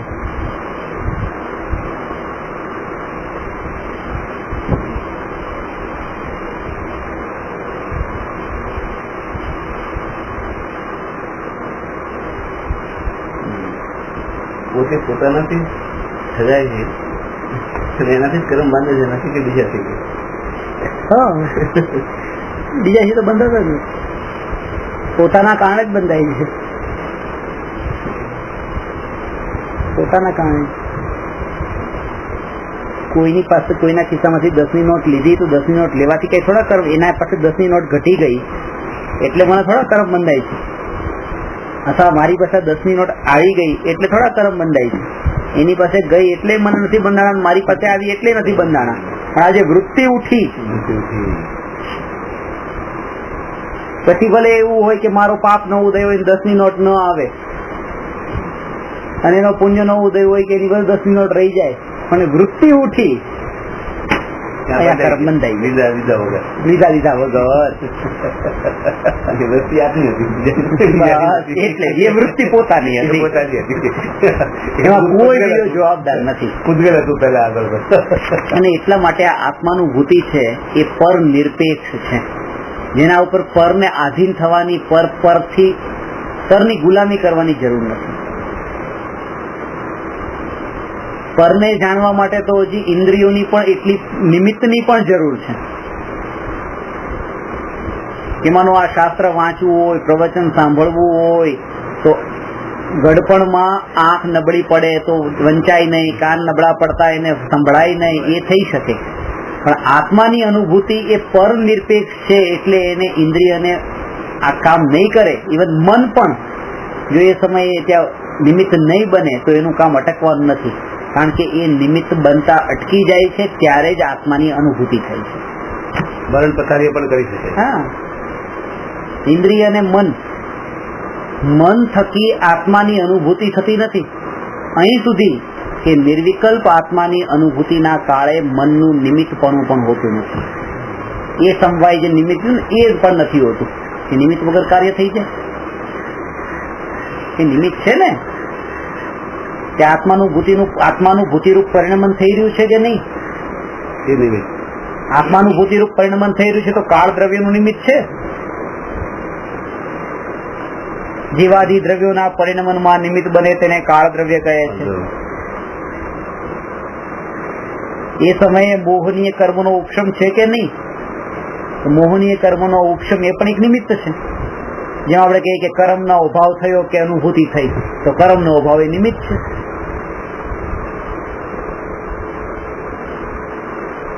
એને નિમિત્ત કીધું છે, પણ મનને અને ઇન્દ્રિયો નિમિત્ત નથી કીધું. અને આપણે ભૂલ એ કરીએ છીએ કે જે સાધનથી આપણે પરને જાણવા જઈએ છીએ એ જ સાધન થકી પોતાને જાણવાની કોશિશ કરીએ છીએ, એ જ ઇન્દ્રિયોથી. એટલા માટે પોતે જણાતો નથી, કારણ કે હેબિટ અનાદિકાળથી પરને જાણવાની હતી, ઇન્દ્રિયો થકી જાણવાની હતી. હવે જ્ઞાનીઓએ કીધું કે સ્વને જાણ, તો સ્વને જાણવા આવ્યો, પણ સાધન તો એ જ લઈને આવ્યો. અનાદિકાળથી બીજાને ફોન કરવાની આદત છે કે આ તમને ફોન કરે, તમને ફોન કરે, તો પછી ક્યારેક કોઈ કીધું કે પોતાને ફોન કરીને જો, તો તરત જ લીધો એંગેજ આવ્યો. તમને ફોન કર્યો લાગી ગયો, તમને લાગી ગયો, તમને લાગી ગયો, પોતાનો ફોન પોતાને કર્યો એંગેજ આવ્યો, ન લાગ્યો. આવું છે કે આ ઇન્દ્રિય થકી મેં તમને જાણ્યા, તો જાણવામાં આવી ગયા, તમે જાણવામાં આવી ગયા, તમે જાણવા આવી ગયા. આ ઇન્દ્રિય થકી મેં પોતે પોતાને જાણવાની કોશિશ કરી, ન જણાયું. પ્રોસેસ ઉલટી છે પ્રોસેસ કે આત્મજ્ઞાનથી મનને પકડી શકે, પણ મન આત્માને ન પકડી શકે. આત્મા જ્ઞાન થતા મનના વિષયોને મન આ બધું જ જણાઈ શકે છે. મનથી આત્મા ન જાણી શકે. પૂતગલથી પૂતગલ જણાય, પૂતગલથી આત્માને ઇવન હવે અહીંયા સુધી આત્માને જાણવાના વિકલ્પથી આત્મા જણાતો નથી. આત્મા જણાતા 3 લોક જણાય છે. લોકાલોક. વિકલ્પ તો મન કરે છે એટલે નથી જણાવતું. આ જ કારણ. મનનું નિમિત્ત પણ ત્યાં મન કરતા નથી, કરતા તો આત્મા જ છે. મનનું નિમિત્ત પણ જેમ આંખ છે એ મારા વિકારનું કારણ નથી. વિકાર તો અંદરથી જ થયો છે, આત્મામાં થયો છે, અને આત્માની નબળાઈથી થયો છે. આંખ એમાં નિમિત્ત છે. ત્યાં રંગને જોઈને, રૂપને જોઈને, સ્પર્શને જોઈને, કેવી રીતે 5 ઇન્દ્રિય એમાં નિમિત્ત છે, કે મન એમાં નિમિત્ત છે. મન ને ચિત્ત બંને. અને એમાં પણ હવે ખાલી એ વાત ખાસ ધ્યાનમાં રાખવાની કે મન ઉપર પણ આરોપ આપી દેવો એ એટલો મોટો અપરાધ છે, જેટલો મોટો અપરાધ આંખ ઉપર દોષ આપીને આંખને ફોડી નાખવાનું. આ જે કામ કરીએ તો એ મૂર્ખતા છે. મન બહુ આવું છે, મન આવું છે, મન આવું છે. મન કઈ નથી, એ તો નિમિત્ત છે. આત્માની પરિણતિ જે વિષયોમાં વળે છે, ઢળે છે, એ વિષયોમાં મન નિમિત્ત બની જાય છે. એ થોડુંક એ છે કે તમે મારો ઉપયોગ કરીને તમે એના મારા નિમિત્તથી વિકલ્પો કરો. વિકલ્પ તો આત્મા જ કરે છે. વિકલ્પ એ આત્માની પર્યાય છે. વિકલ્પ તો આત્માની પર્યાય છે, અશુદ્ધ પર્યાય છે. જો વિકલ્પને તમે વિકલ્પ એમ કહો કે વિકલ્પ મનની પર્યાય કહો, પૂતગલની પર્યાય કહો, તો નિર્વિકલ્પ દશા એ પૂતગલની પર્યાય કેવી પડે? જેમ કે પાણીની ઉષ્ણપણું એ પાણીની પર્યાય છે, તો શીતળતા પણ પાણીની પર્યાય છે. એક પર્યાય જયારે ટળે છે ને બીજી પર્યાય ઉત્પન્ન થાય છે, તો એક જ દ્રવ્યની પર્યાયમાં ઉત્પાદ વ્યય હોય. હવે અશુદ્ધ પર્યાય તો આપણે પૂતગલની કહીએ, મનની કહીએ, અને શુદ્ધ પર્યાય આત્માની કહીએ, તો એ બરાબર ઘટિત ન થાય. એટલે જે મીઠાશ છે એ જ ખટાશ રૂપે જેમ પરિણમે છે, મીઠાશ પણ ગોળની હતી ને ખટાશ પણ ગોળની છે, એવી રીતે વિકલ્પ જ નિર્વિકલ્પ થાય છે. તો નિર્વિકલ્પ જેમ આત્માની પર્યાય છે, આત્માની અવસ્થા છે, એવી રીતે વિકલ્પ પણ આત્માની અવસ્થા છે. એમાં મન ક્યાંય નથી. હા, જયારે વિકલ્પ થતા હતા ત્યારે મનનું નિમિત્તપણું હતું, અને નિર્વિકલ્પ દશામાં એનું નિમિત્તપણું પણ રહેતું નથી. જ્ઞાનને આત્મામાંથી તો જ્ઞાન નીકળતું. હા, એ વિકલ્પ ત્યારે કહેવાયો જયારે એની અંદર મન જોડાયું. ના, એ વિકલ્પ ત્યારે કહેવાયો જ્યારે એ જ્ઞાન પર્યાયમાં જે જ્ઞેય જણાયા એ જ્ઞેય ઉપર દ્રષ્ટિ ગઈ અને જ્ઞાન પર દ્રષ્ટિ ન રહી, આમાં મન નહીં. એનું કારણ એ છે એકેન્દ્રિયથી અસંગની પંચેન્દ્રિય જીવોને તો મન જ નથી. તેમ છતાં પણ ત્યાં વિકલ્પો નિરંતર ચાલુ છે, કારણ કે જે એ ઇન્દ્રિયના નિમિત્તથી ત્યાં પછી ચિત્ત ને લેવન જે સંસ્કારો જે દૃઢ થયા છે એ છે કે બેંકમાં પડેલા છે. 5 ઇન્દ્રિય, આ 5 ઇન્દ્રિય અને મન એ 6 ને તમે એક ઇન્સ્ટ્રુમેન્ટ સમજો, અને આત્માના અંદર જે ઉત્પન્ન થતી જે વૃત્તિઓ છે એને એનું ઉપાદાન સમજો. આ બધા 6 એના નિમિત્ત કારણો છે. ઠંડાનું જ્ઞાન થતા રાગ દ્વેષ થાય, મીઠાનું જ્ઞાન થતા રાગ દ્વેષ ને થાય. તો જે રાગ દ્વેષ ને વિકલ્પો થાય છે એ ઇન્દ્રિય અને મનના નિમિત્તથી થાય છે. જરૂરી નથી કે મન હોવું જોઈએ. ઇન્દ્રિયોને મનના નિમિત્ત, બરાબર, ઇન્દ્રિયોથી થાય, ઇન્દ્રિયોથી પણ થાય, વિકલ્પો ઇન્દ્રિયોથી પણ થાય છે. અને એટલા માટે તે સમયસારની 31મી ગાથામાં તો મનને પણ ઇન્દ્રિયોના અંદર જ લઈ લીધું છે. જે ઇન્દ્રિયો છે એ ચિત્ત એટલે મન નથી, એ મન નથી. તો ઇન્દ્રિયો ક્યાં ટકે છે? તો કે ઇન્દ્રિયો ચિત્તને કારણે ટકે છે. ઇન્દ્રિયો તો ફિઝિકલ, આજે આ ચશ્મા છે એ ચશ્મા આંખથી આપણે જોઈએ ત્યારે ચશ્મા જેમ નિમિત્ત છે, પણ ચશ્મા દેખવાનું કામ થોડું કરે છે, દેખવાનું કામ તો આંખ જ કરે છે. એવી રીતે વિકલ્પ આત્મા કરે છે ને આ ઇન્દ્રિયો અને મન એમાં એ ચશ્માની જેમ નિમિત્ત માત્ર છે, અને બંને એક સાથે હોય છે. પાછું કે ભાઈ દેખવાનું કામ થાય છે ત્યારે આ આંખ જેમ ચશ્મા નિમિત્ત છે, ચશ્મા હોય જ છે. પાછું જયારે નથી દેખતા ત્યારે ચશ્મા ત્યાં છે જ નહીં, અથવા ચશ્મા ન હોય ને આપણે દેખતા નથી એમ કહીએ ત્યારે એમ લેવાનું કે એ વખતે દેખવાનું નથી એટલે ત્યાં ચશ્મા નથી. બંનેનો યોગ એક સાથે મળતો નથી.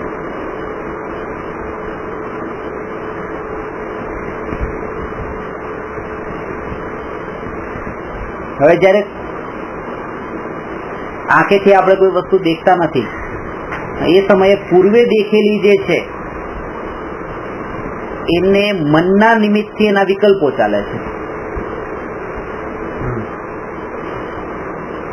વસ્તુ હાજર નથી, હાજર નથી, પણ મનના નિમિત્તથી એના વિકલ્પો છે. મનમાં જે વિકલ્પો ઉઠે છે એ કોણ ઉપાડે છે? સંસ્કારો ઉપાડે છે. તો સંસ્કાર આપણે આત્માને કહેતા હોઈએ, પણ એક દ્રષ્ટિએ તો આત્માની અશુદ્ધ પર્યાય છે વૃત્તિ, આ સંસ્કાર.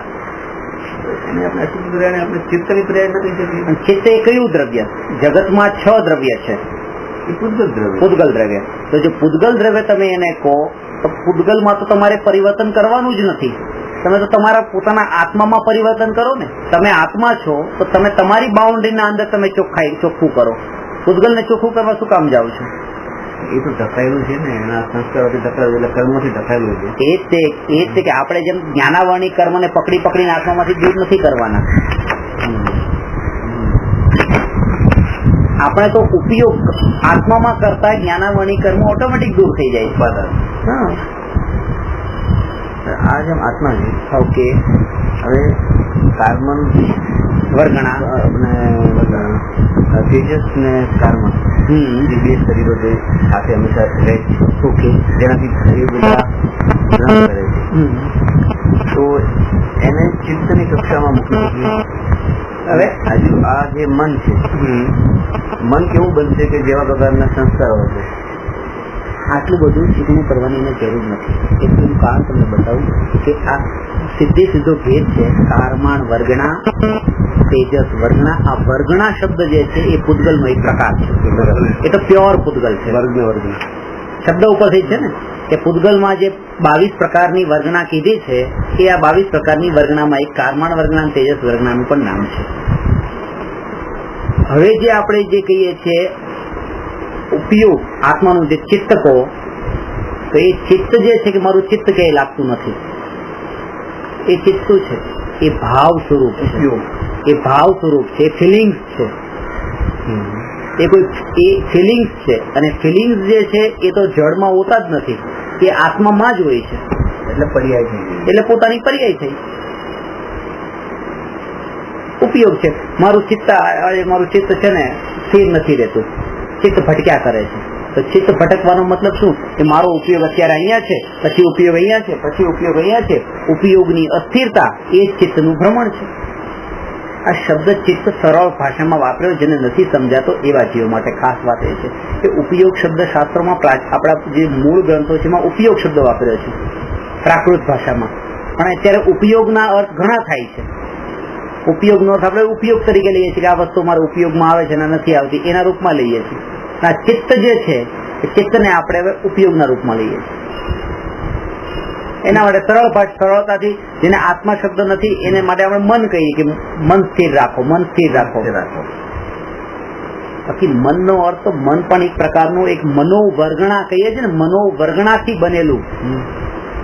ચિત્ત ને મન તો પૂતગલ થયું. અને પૂતગલમાં તો વિકલ્પ ઉત્પન્ન કરવાની શક્તિ જ નથી. પૂતગલ ને તો સંસાર પરિભ્રમણ થતું જ નથી. સંસાર પરિભ્રમણ જીવનું થાય છે, ભૂલ જીવ કરે છે અને ભૂલનું ફળ જીવ ભોગવે છે.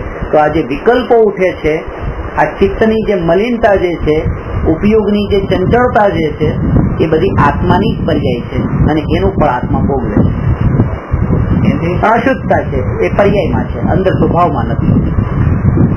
એક સમય પૂછે છે એને શુદ્ધ કરવી હોય તો પેલા આપણા વિચાર એટલે કોને શુદ્ધ કરવા માટે? આત્માની જે પર્યાય શુદ્ધ.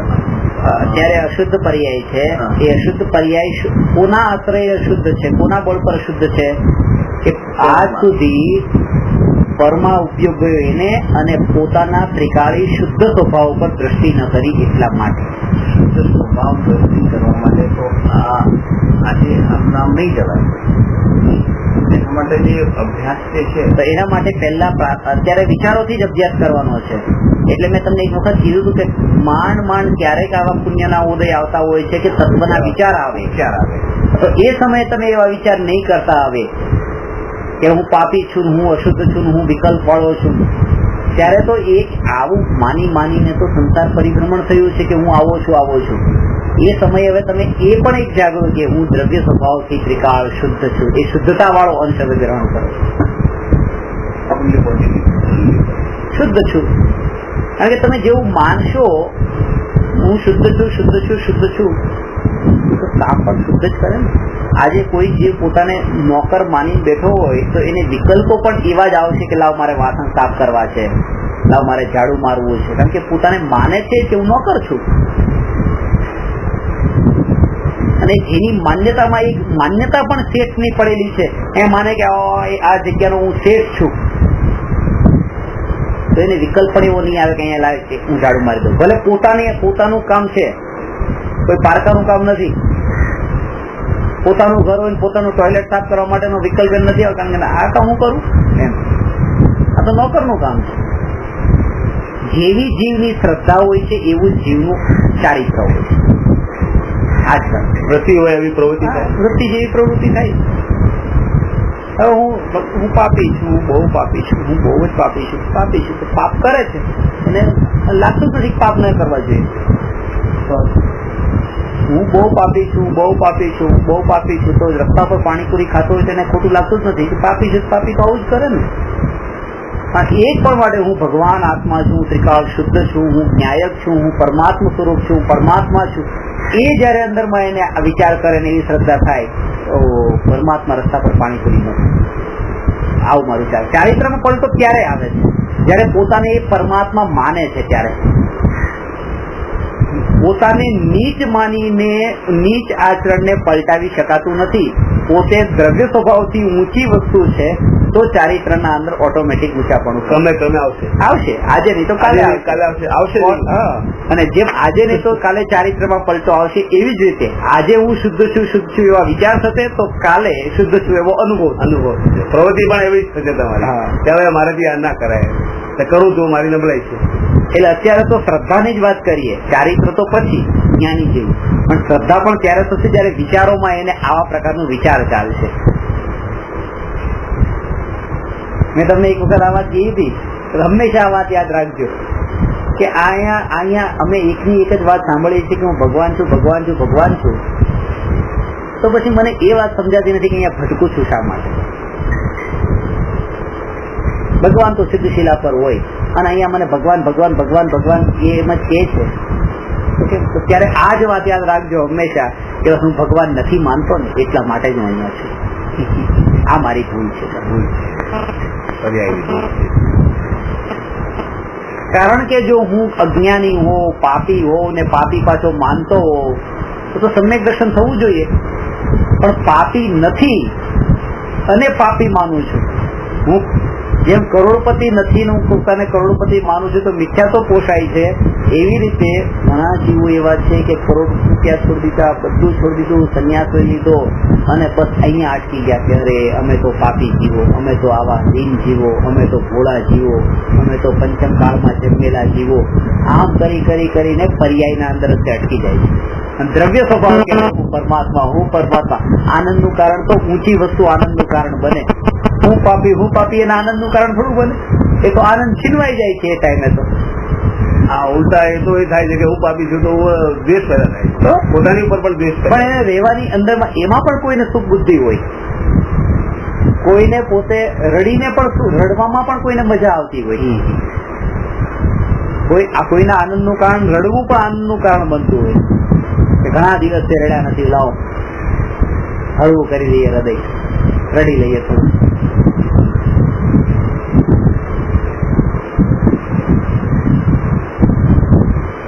અને એના કારણે થઈને એને છે ને ભગવાનની સામે હાથ જોડી જોડીને એમાં એને દુઃખ નથી, એમાં પણ સુખ બુદ્ધિ છે કે રડવામાં પણ સુખ બુદ્ધિ છે.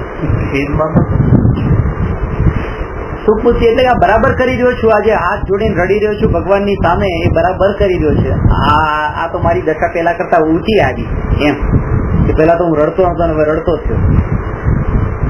પ્રતિકૂળનો આનંદ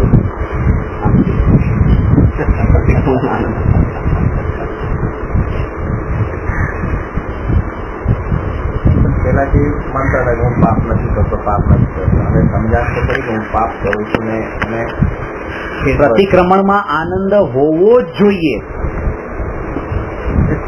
કારણ કે પ્રતિક્રમણ તો એ જ છે ને કે પોતાના આત્મા પ્રતિ એટલે આત્મા તરફ ને ક્રમણ એટલે વળી જવું, આત્મા તરફ વળી જવાનું નામ પ્રતિક્રમણ છે. પણ એ છે હજી દ્રષ્ટિ પ્રતિક્રમણ એટલે આનું નામ જ પ્રતિક્રમણ છે. અને ક્રિયાવાળો તો ઠીક, ભાવમાં પણ સમજે પ્રતિક્રમણ તો પણ બીજા સામે ભાવ જે માફી માંગવાના એ જ પ્રતિક્રમણ લાગે છે. પણ પર ઉપરથી દ્રષ્ટિ હટાવીને પોતા ઉપર વળી જવું પાછા, એનું નામ પ્રતિક્રમણ છે. ખરેખર તો જ્ઞાની હોય એને જ પોતાની ભૂલો દેખાય છે, અજ્ઞાની તો પોતાની ભૂલ, અજ્ઞાનને સામેવાળાની ભૂલ દેખાય. જ્ઞાનીને પોતાની ભૂલો, અજ્ઞાનીને પોતાની ભૂલ દેખાય, પણ એ પોતાની ભૂલની સાથે એક શુદ્ધ પડખું પડેલું છે એવી અનેકામ દ્રષ્ટિ એને નથી હોતી. ક્યારેક હોય છે તો એમ કે આની જ ભૂલ છે અને ક્યારેક આ મારી જ ભૂલ છે, પણ એ જ્ઞાનીને બંને કાળે આની જ ભૂલ છે એ સમયે પણ એ પરમાત્મા સ્વરૂપ છે, આની ભૂલ છે એ સમયે પણ એ પરમાત્મા સ્વરૂપ છે. એટલે પોતાનું પર્યાયની ભૂલ અને શુદ્ધ સ્વરૂપ બંને, એટલે પોતાનું અશુદ્ધ સ્વરૂપ એને જણાતું હોય અને સાથે સાથે પ્રતીતિ શુદ્ધ સ્વરૂપમાં હોય, એકત્વ શુદ્ધ સ્વરૂપમાં હોય. એના બળે જ હોય છે, એના બળે ટકેર છે. આ શુદ્ધ છે એટલે આ અશુદ્ધ છે. સિમ્પલ છે કે ઝઘડો થયો હોય ત્યાં સામેવાળાને ભૂલ દેખાય અજ્ઞાન દશામાં, પણ જયારે જ્ઞાન દશા થાય ત્યારે પોતાને દેખાય કે એનું કારણ તો હું છું, પેલો નથી. જ્ઞાન દર્શન અને જ્ઞાની ને નિરંતર હોય છે. સામેવાળાની ભૂલ નીકળી જાય છે બધી, પોતે શુદ્ધ થવાના હજુ બાકી છે એ એને એ જેના આનંદનું કારણ. આત્માનુભૂતિની આ ખાસ એ વિધિ છે કે પોતાને શુદ્ધ જ માનો. દ્રવ્ય સ્વભાવથી હું શુદ્ધ જ છું. પર્યાયની અશુદ્ધતાને જાણી પણ પર્યાયની અશુદ્ધતા રૂપે પોતાને માનવાનો નથી. જાણવું ને માનવું બેમાં કેટલો ફરક છે. એ જાણ્યું કે રસ્તા ઉપર જતા મને સોનાની વીંટી મળી છે તો વીંટીને જાણે તો છે પણ મને તો માને તો એમ જ છે કે મને સોનું મળ્યું છે. પર્યાય કેટલી ગૌણ છે. પર્યાયને જાણી લીધી, માની નથી, કારણ કે જાણે છે કે આ પલટાઈને પછી મારે જે બનાવવું એ બની શકે છે, પણ સોનું તો રહેશે એમ, એવી પ્રતીતિ. પર્યાયમાં શું છે?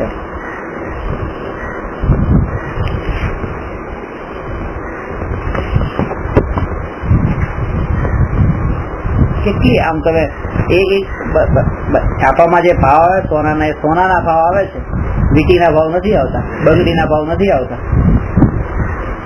કે છે કે વીટીમાંથી બંગડીમાં તો એ મજૂરીના જ પૈસા લાગવાના છે, એમાં કઈ એટલું બધું નથી. દ્રવ્ય હોય તો એની પર્યાય હોય ને. સોના ઉપર દ્રષ્ટિ નથી, આમ પર્યાયમાં જ દ્રષ્ટિ હોય કે મારે સોનું તો કામમાં આવે જ નહીં, આની બંગડીને વીટી જ કામમાં આવે. કોઈ સોનું આપી દે તો એમાં આટલું એકત્વ નહીં એટલું કે બંગડીને વીટીમાં એક ખબર લઈને મૂકી દે, 10 વાર લઈને મૂકી દે,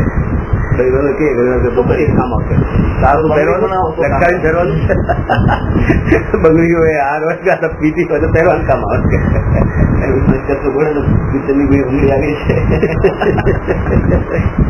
બંને જોઈએ, સોનું પણ જોઈએ છે, સોનાની બંગડી પણ જોઈએ, સોના સાથે બંગડી જોઈએ, સોના સાથે એની જ પાછી સોનું અહીંયા હોય બંગડી પાછી પિત્તળની બાજુમાં હોય એમ નહીં, એ જ દ્રવ્યની પાછી પર્યાય કે ભગવાનની પર્યાય શુદ્ધ ને મારું દ્રવ્ય શુદ્ધ, બે ચાલે કે બાજુ બાજુ બેઠા હોય તો ના ચાલે. એ મારું દ્રવ્ય શુદ્ધ ને મારી જ પર્યાય શુદ્ધ જોઈએ, ભગવાનની પર્યાય શુદ્ધ ને મારું દ્રવ્ય શુદ્ધ એમ નહીં.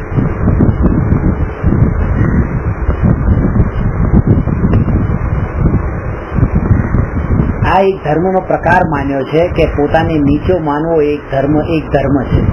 ધર્મની શરૂઆત ત્યાંથી થાય છે.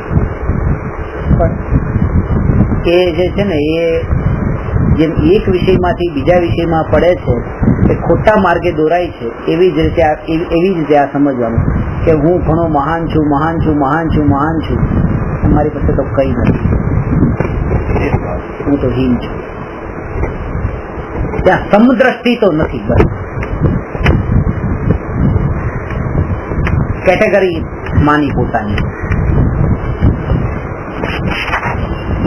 જેમ પાપને પુણ્ય બંને બસ આમ મહાન ને હું હીન બંને ખોટું. એટલા માટે કે માનો કે કોઈની પાસે આ સમ્યક દર્શન વગર આવું થતું જ હોય છે, એટલા માટે કોઈની પાસે કરોડો રૂપિયાની સંપત્તિ છે અને એકની પાસે હતીન છોડીને એ સંન્યાસી થઈ ગયા, બધું છોડી દીધું, તો હવે કે મારી પાસે તો કઈ નથી મારી પાસે, અને પેલો માને છે મારી પાસે આટલું છે. બંને નીચે પડી રહ્યા છે. અને ખાસ વાત તો એ છે કે પેલો એમ માને છે કે મારી પાસે આટલું છે ને આ પાપમાં પડ્યો છું, ક્યારે છૂટું, એ પોતે હજી છૂટવા માટે થઈને અભ્યાસ કરી રહ્યો છે, અને આ તો બસ પામી ગયો હું, આ મારું ધ્યેય હતું, સાધુ થઈ ગયો એમ કે બધો પડી ગયો, છોડી દીધો, બધી ગયું, પામી ગયો. અને માને તો એ જ છે કે બસ હું તો કઈ જ નથી.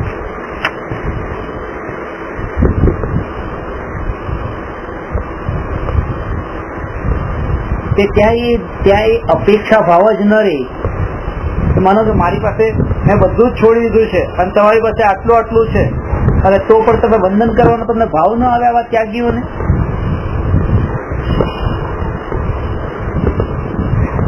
એ સમયે કે આમ પોતે બેઠા છે ને દૂરથી જોવે તો આ બસ વંદન કરશે, આવી પગે લાગશે, એ અંદરમાં પ્રતિથિમાં પડ્યું છે.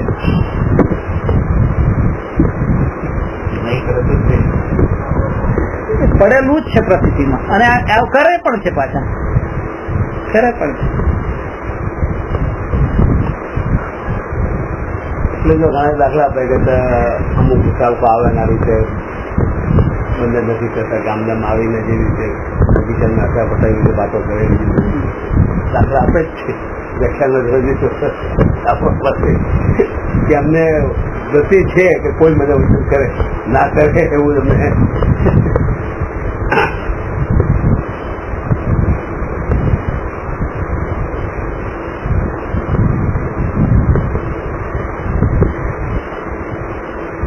એટલે કે પાપના અંદર રહીને પોતાને પાપનો અહેસાસ થવો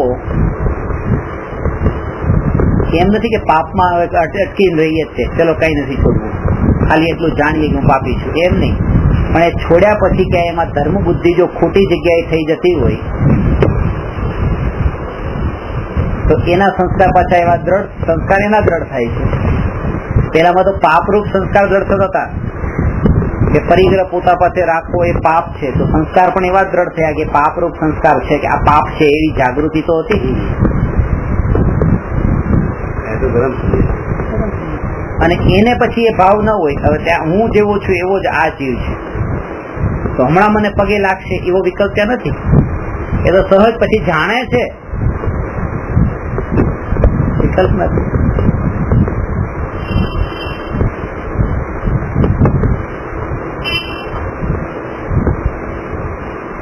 એક મારા સાહેબને મેં પૂછ્યું હતું, મેં કહ્યું હવે કોઈ તમને પગે લાગે કે ન લાગે ફરક પડે છે કે ના? મને કઈ નથી, વર્ષો ત્યાં થયું, જેને લાગવું એ લાગે, ન લાગવું એ ન લાગે.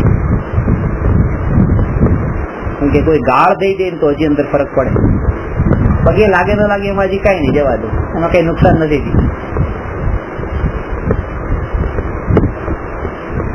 પગે લાગે તો નફો છે, પગે ન લાગે તો નફો ન છે, કઈ નહીં, નુકસાન તો. ગાળ દઈ દે તો એમાં નુકસાન જેવું લાગે.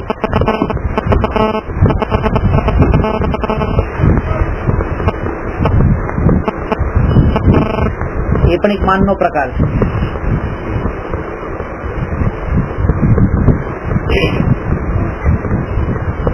જયારે પગે નહીં લાગે ત્યારે કઈ ફરક નહીં પડે, ફરક પડી જાય. એ પણ હજી છે આમાં એટલું વધારે. ખરેખર આમ જોઈએ ને, જયારે કોઈ ક્રિયા નથી ઘટતી ત્યારે નિમિત્ત નથી, ત્યારે તો સરળ છે તમારે ભાવમાં રહેવું. જયારે ઘટના ઘટે છે, ઘટના તો આ જ ઘટે છે, જયારે પેલો ખ્યાલ આપે છે ત્યારે બુદ્ધિ એના ઉપર ગઈ ને, અને હીન ને ઊંચી ભાવના આવીને આ ઘટના ઘટી, ત્યારે તો સંભાવમાં રહેવું હતું. બિલકુલ બરાબર છે. પરીક્ષા તો ત્યારે થાય ને, પરીક્ષા ત્યારે થાય છે. સંયોગો આવે તો પરીક્ષા થાય, સંયોગો જ ના આવે તો માટે તો એ પરીક્ષા આવે છે. 12 મહિના નથી પૂછતા. પોતાનું થર્મોમીટર કામ કરે છે કે નથી કરતું ત્યારે જ ખબર પડે, જયારે તાવ આવ્યો હોય. એના માટે બહુ સરળતા લઈએ કે બંને નોકરો ઝઘડે છે, એમાં શેઠોને તો ખબર નથી, બંને બારગામ બેઠા છે, અને એના માટે આખું ઘરને છીન ભિન્ન કરી નાખે. એ લોકો મને ખબર નથી, તમારા નોકર ઝઘડા તો મને ખબર નથી, તમારા નોકર ઝઘડા તમને ખબર નથી. ઝઘડા તો એમાં જ વધારે થતા હોય, એમાં જ થતા હોય છે. અને આમ જોઈએ તો અમે રવિભાઈ ઝઘડાયા નથી, તો રવિભાઈની આત્મા ને ખબર કે આ પૂતગલો બોલ્યા છે, અને મારે કાને સાંભળ્યા, એને પૂતગલે સાંભળ્યા છે, નથી મારે બી આત્મા ના ખબર. હજુ આત્મા જાગી નથી ને, ક્યાંથી ખબર પડે? તો બહાર થાય એના પછી ખ્યાલ પડે ને, ત્યારે જ વિકાર ની ખબર પડે, ત્યારે વિકાર ની ખબર પડે. એટલે આત્મા તો હજી બહાર આત્માનો ફુવા થઈ ગયો. ગંદકીનું જ્ઞાન પણ અજવાળામાં થાય છે.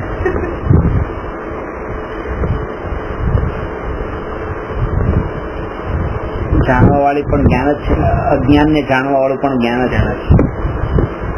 પેલા બોલ્યા આજે આમ અનુભૂતિ થઈ હોત કે આ તો પૂતગલ બોલ્યા, પૂતગલે સાંભળ્યા, તો હું સાંભળે ખબર પડશે.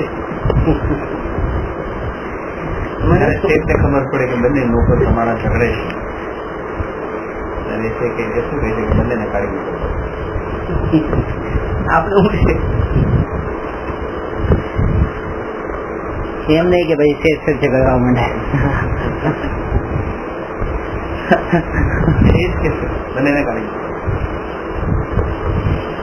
બાપ દીકરામાં આવું ન હોય. દીકરા ઝઘડતા હોય, તમારા દીકરા મારા દીકરા ઝઘડતા હોય તો એમ લાગે કે ચલો હવે ઝઘડા આપણે બાપ ઝઘડા કરે. નોકરોમાં નથી, કારણ કે દીકરાને કાઢી ના શકાય, નોકરને કાઢી શકાય.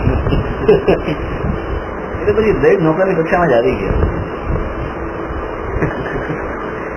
તત્વ હોય તત્વની ફરક પડે દરેક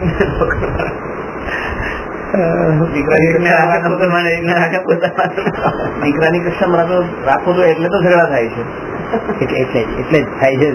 ફરને સોનો ભેદ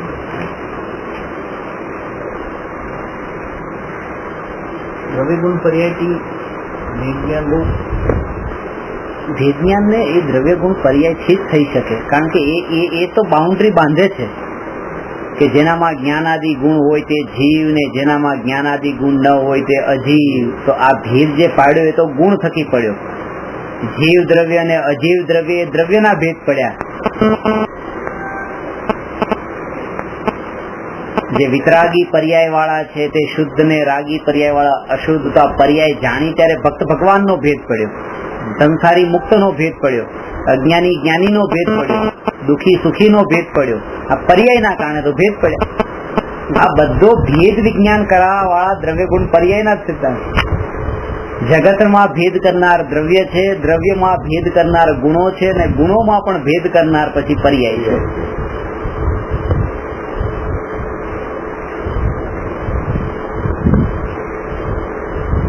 પર્યાયના લેક્ચર્સ આપણે પહેલાથી સાંભળીએ ને પછી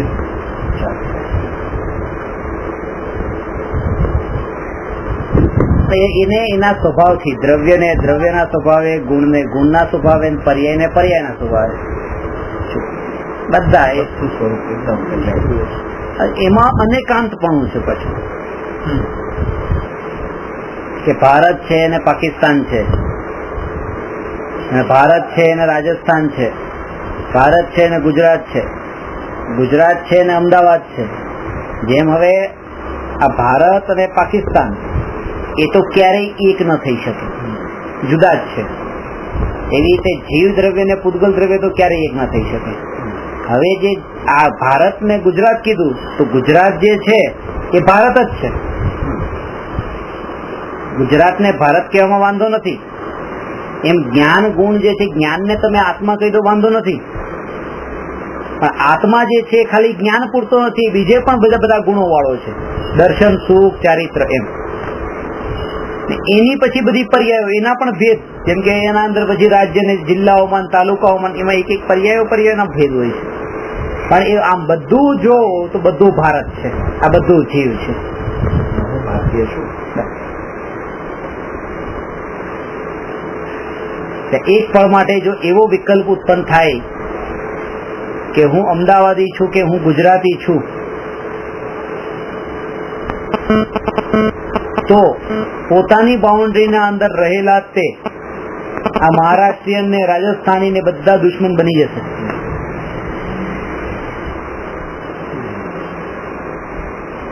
બાઉન્ડ્રીઓ 14 લોકો સુધી ખતમ થઈ ગયું. એની તો બાઉન્ડ્રી ક્યાં બંધાય, એટલે બધાને અભેદ માનતો રાજલોક ના બધા દ્રવ્યોમાં.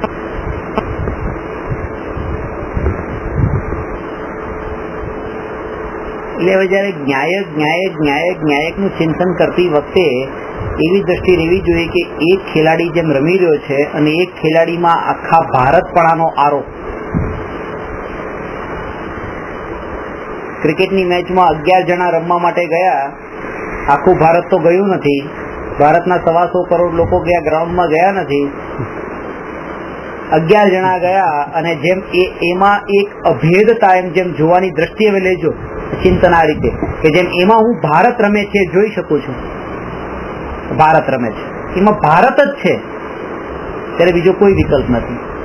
અને 11માં પણ 9 તો ત્યાં પેવેલિયનમાં બેઠા છે, 2 જણા બેટિંગ કરી રહ્યા છે, ત્યારે 2 માં ત્યાં આ ભારત છે. કોણ રમે છે? ભારત. ઇન્ડિયાનો સ્કોર કેટલો? ભારત આ. ને એ 2 માં પણ એક તો નોન સ્ટ્રાઇક ખાલી ઉભો જ છે, કઈ કરતો નથી, રમનાર એક જ. અને આ રમે છે, દડો ફેંક્યો, આ કોણ? આ ભારત રમે છે. એ એકમાં આખા ભારતની અભેદતા જે જોઈ શકે છે, એ એક ન્યાયકના અંદર અનંત ગુણોની અભેદતા જોઈ શકે છે. આ ન્યાયક કહેતા અનંત ગુણો નો એનો આખો પીન. આમ જોઈએ તો એ ન્યાયક છે, બસ આમ ચિંતનથી બહાર આવતા જોઈએ તો પછી એમ કે એ ખેલાડી ગ્રાઉન્ડ રમતાથી બહાર આવ્યો પછી એ ખેલાડી છે કે કઈ નહીં, પછી એ મહારાષ્ટ્રન પણ છે ને મુંબઈનો પણ છે. એટ ધેટ મોમેન્ટ એ ભારત. જયારે સામે પાકિસ્તાન ઉભું હોય ત્યારે ભારત છે, પાકિસ્તાન હોય, ઇંગ્લેન્ડ હોય, ગમે એટલે કહેવાનો મતલબ કે સામે કોઈ બીજું ઉભું હોય ત્યારે ભારત આવે. હા, ત્યારે કોઈ ન ઉભું હોય, અંદરો અંદર હોય ત્યારે પછી ભારત નથી. આઈપીએલ એ કીધું ત્યારે એ કીધું કે અંદર અંદર જે છે કે આમાં જ્ઞાન ને દર્શન એ બી એક વસ્તુ નથી, સુખ એક વસ્તુ નથી, શ્રદ્ધા એક વસ્તુ નથી. આ બધા ગુણોના અલગ અલગ કામ છે. આ બધા ભેદોની તો જરૂર છે. પેલા ભારત કે પેલા અમદાવાદ? પેલા તો તમારે એ રીતે લેવાનું કે બંનેની ઉપયોગિતા અલગ અલગ છે. દેશના સંચાલન માટે દેશને રાજ્યોમાં, રાજ્યોને જિલ્લાઓમાં, જિલ્લાને તાલુકામાં, તાલુકાને ગામડામાં, ગામડાને મહોલ્લામાં, મહોલ્લાને ઘરમાં, ઘરને રૂમમાં અને રૂમને બેડમાં, કે અમારો બેડ ને તમારો બેડ, આ રીતે વિભાજન કરવામાં આવે છે. આ સંચાલન માટે, મેનેજમેન્ટ માટે. એ બધાની અંદર પ્રતીતિ તો એક જ છે કે ઇન્ડિયન છે. આ એક સંચાલનના રૂપમાં સંભાળે છે કે આખા ભારતને ભેદ પાડ્યા વગર જો સંચાલન કરવું હોય તો તકલીફ પડે છે. મારે આખા આત્માને આત્મા આત્મા આત્મા સમજવો નથી સમજાતો. એટલા માટે જેમાં જ્ઞાન હોય તે આત્મા, દર્શન હોય તે આત્મા, સુખ હોય તે આત્મા, આમ કરીને ભેદ કરીને આત્માને સમજાવવામાં આવે છે અને સમજવામાં આવે છે. સમજવા માટે તો ભેદની ખૂબ જ જરૂર છે. પેલા ભેદ પછી અભેદ, ભેદ થી અભેદ.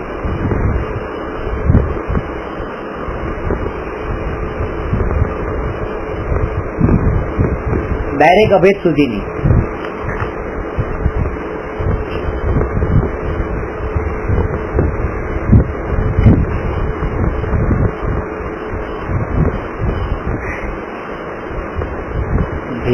ભેદથી જ અભેદ સુધી. ભેદ વગર અભેદ મળતું નથી ને ભેદમાં અટકી જવાથી અભેદ મળતું નથી. બંને એની વિશેષ ચર્ચા તો આવશે જયારે વિકલ્પ થી નિર્વિકલ્પ માટે આગળ જયારે અનુભૂતિની ચોથો પોઈન્ટ આવશે ને ત્યારે એમાં આવશે.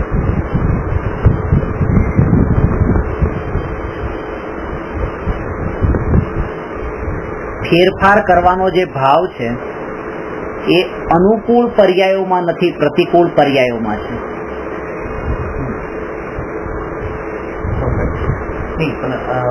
અજ્ઞાનીને પ્રતિકૂળતા જોઈતી નથી, અનુકૂળતા જોઈએ છે. ને જ્ઞાની કહે છે કે અનુકૂળતા અને પ્રતિકૂળતાનો જે ભેદ છે એ જ આકુળતા ઉત્પન્ન કરનારો છે. એટલા માટે મારે આ ભેદ જ નથી. આ અનુકૂળ અને આ પ્રતિકૂળ એવો જે વિકલ્પ, એવો જે ભેદરૂપ વિકલ્પ એ જ આકુળતા ઉભી કરવા વાળો છે. અનુકૂળ પ્રતિકૂળ નો ભેદ એ જ આકુળતા છે. જ્ઞાનીને પ્રતિકૂળતા નથી જોતી એમ નહીં, અનુકૂળતા નથી જોતી એમ નહીં, આકુળતા નથી. અને એટલા માટે હવે તો શું કરવું? અનુકૂળતા અને પ્રતિકૂળતા ઉપરથી દ્રષ્ટિ હટાવવી એ એનો ઉપાય છે. અનુકૂળતા અને પ્રતિકૂળતા ના વિકલ્પ જે ઉત્પન્ન થાય છે એ ટાળવા. અનુકૂળતા પ્રતિકૂળતા અને નથી ટાળવાની, એ મારા હાથમાં જ નથી, એ ઉદય અનુસાર છે. પણ એનો વિકલ્પ ટાળવો એ મારો પુરુષાર્થ છે કે આ અનુકૂળતા છે ને આ પ્રતિકૂળતા છે. પ્રતિકૂળતા બી નથી હોતી, બધું વ્યવસ્થિત છે તો એટલે તો સમ્યક દર્શન થાય છે ને જયારે આ વિકલ્પ ટળે છે ત્યારે. કારણ કે જેવું વસ્તુ સ્વરૂપ હોય એવું માને ત્યારે તો સમ્યક દર્શન થાય કે અનુકૂળતા પ્રતિકૂળતાના ભેદ વસ્તુ સ્વરૂપમાં નથી અને જ્ઞાની એ ભેદરૂપ માનતા નથી, ત્યારે તો સમ્યક થયું. જેવું હતું એવું માન્યું.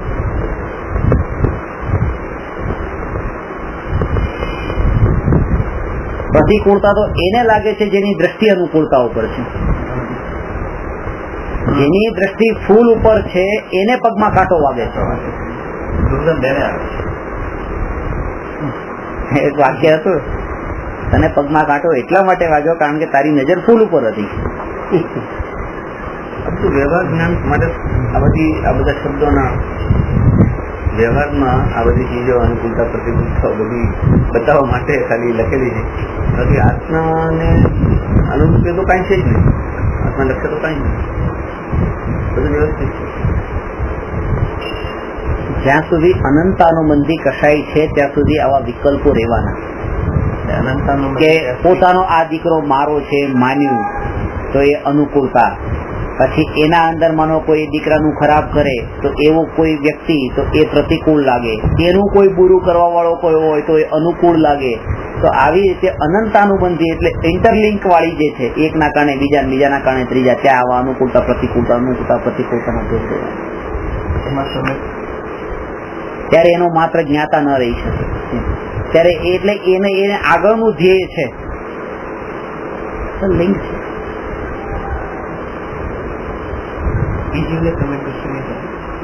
સમ્યક દર્શન નથી પણ એને થઈ શકે છે પુરુષાર્થ કરે તો. એ ટાઈમે તો અનંતાનુબંધી નહીં છૂટે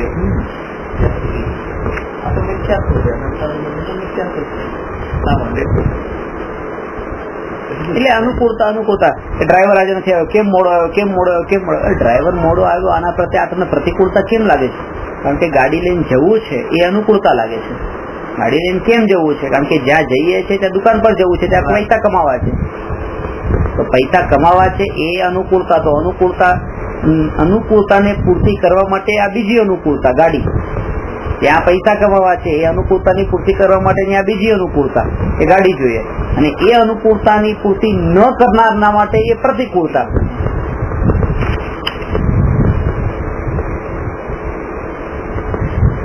એટલે આપણે એના મૂળ સુધી નથી પહોંચતા. કાલથી મારે આ ડ્રાઈવર પર ગુસ્સો નથી કરવો, મોડો આવે છે એમ વિચાર નથી કરતો. એટલે આપણે ત્યાં અટકી જઈએ કે ડ્રાઈવર ઉપર ગુસ્સો નથી કરવો. સાધના એનું નામ છે, ગુસ્સો નથી કરવો. પણ ત્યાં પરિગ્રહ ને વધારવાનો ભાવ પૂરેપૂરો પડ્યો હોય તો અહીંયા એ મોડો આવશે તો ગુસ્સો આવશે જ. પણ જો એમ કે આજથી અમારે દુકાન જ છે 10 વાગે જ ખોલવી જાય, ભલે ડ્રાઈવર જયારે આવે ત્યારે ખોલવી જાય બસ, તો એ પહેલા જ ત્યાં એને તૈયારીમાં હતો એટલા માટે અહીંયા ફરક ન પડ્યો.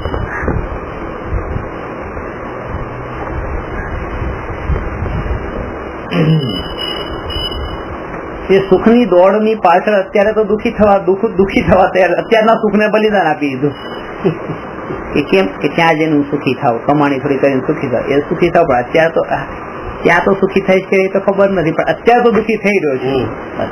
એટલી જાગૃતિ જો રે કે આગળ જઈને સુખી થવાનું છું કે થવાનું એ તો ખબર નથી, પણ એના વિકલ્પોથી અત્યારે દુખી થઈ રહ્યો છે. પહેલા આપણે દર્શન આપેલો કે સુખની પાછળ દોડ મૂકીને તમે દુઃખી થાવ છો, પછી આ તો સત્ય છે. હવે દુઃખની પાછળ દોડ સુખી થાવ કે જે ઈચ્છા છે એ જ દુઃખ છે.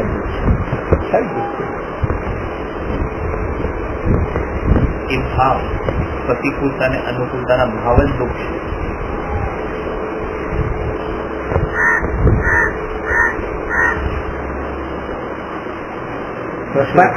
પણ એનો અર્થ એવું નથી કે હવે તમે દરેક સાથે કીધું કે બસ આ અનુકૂળતા પ્રતિકૂળતા કઈ નહીં. ઉદાસીનતા આવી ગઈ તો ઉદાસીનતાની અંદર એક દ્વેષ નથી. ઉદાસીનતા સાથે પ્રેમ હોય તો સમ્યક દર્શન થઈ શકે, ઉદાસીનતા સાથે દ્વેષ હોય તો સમ્યક દર્શન નથી. એટલે કે તમે ઘર પુત્ર પત્ની પરિવારથી ઉદાસીન થયા પણ એના પ્રત્યે જો દ્વેષ બુદ્ધિ થઈ તો તમે પાછા આકુરતા ઉભી થશે. હા, એના રાગમાં એની સાથે રાગ રહી અને તમે ઘરમાં બેઠા બેઠા તમને સમ્યક દર્શન રહી શકે. સમ્યક દર્શીને પત્નીનો રાગ હોય પણ હવે દ્વેષ કરીને હવે બેઠા રહે તો ત્યાં તો વધારે વિકલ્પો વધશે પાછા. નહીં, દ્વેષ તો રાગનો જ પ્રતીક છે. દ્વેષ તો હોય જ ને કોઈ દિવસ પછી તત્વ સમજાય દ્વેષ કેમ હોય? રાગ પણ ન હોય પણ રાગ હજુ રાગ પણ હોય ને દ્વેષ પણ હોય, કારણ કે ચારિત્રની નબળાઈ બંને છે.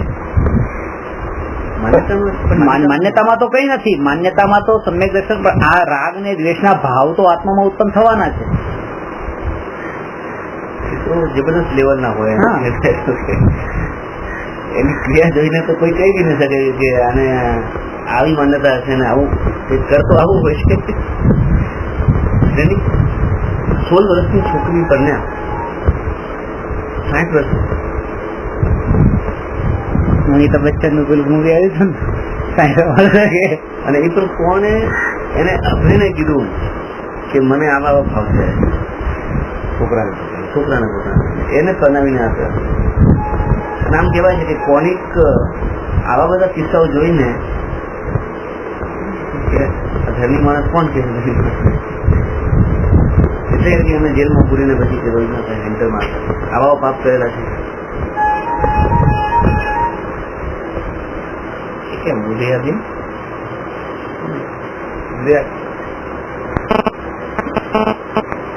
છોકરાને છોકરી પોતે છોકરો વાગી છે ભણવાનો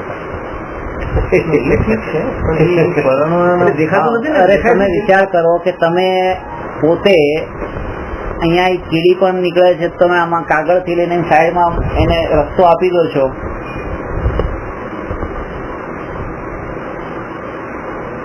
ત્યાં મરી ન જાય.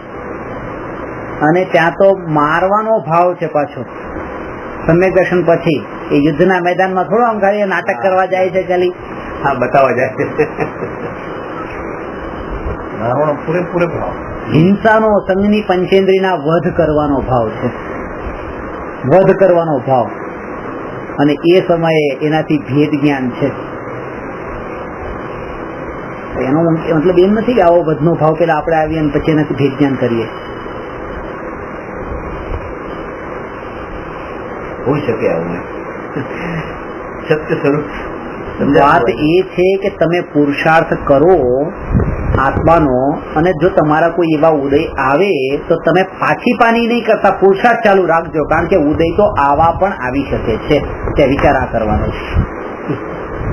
હું આટલો ધર્મ કરું, હું ઘરમાં બેઠો તો મારા પગમાં કાંટો વાગતો નથી, દેરાસર જાઉં કાંટો વાગે. આવા ઉદય મારે ઉલટા મારે તો દેરાસર જવું તો ન વાગવા જોઈએ, ઉલટા બીજી અનુકૂળતાઓ મળવી જોઈએ. અરે ઉદયો તો ઉદયની રીતે આવવાના છે, મારે મારો પુરુષાર્થ નથી છોડવાનો, ભાવ નથી છોડવાનો. આ શ્રદ્ધાનું બળ.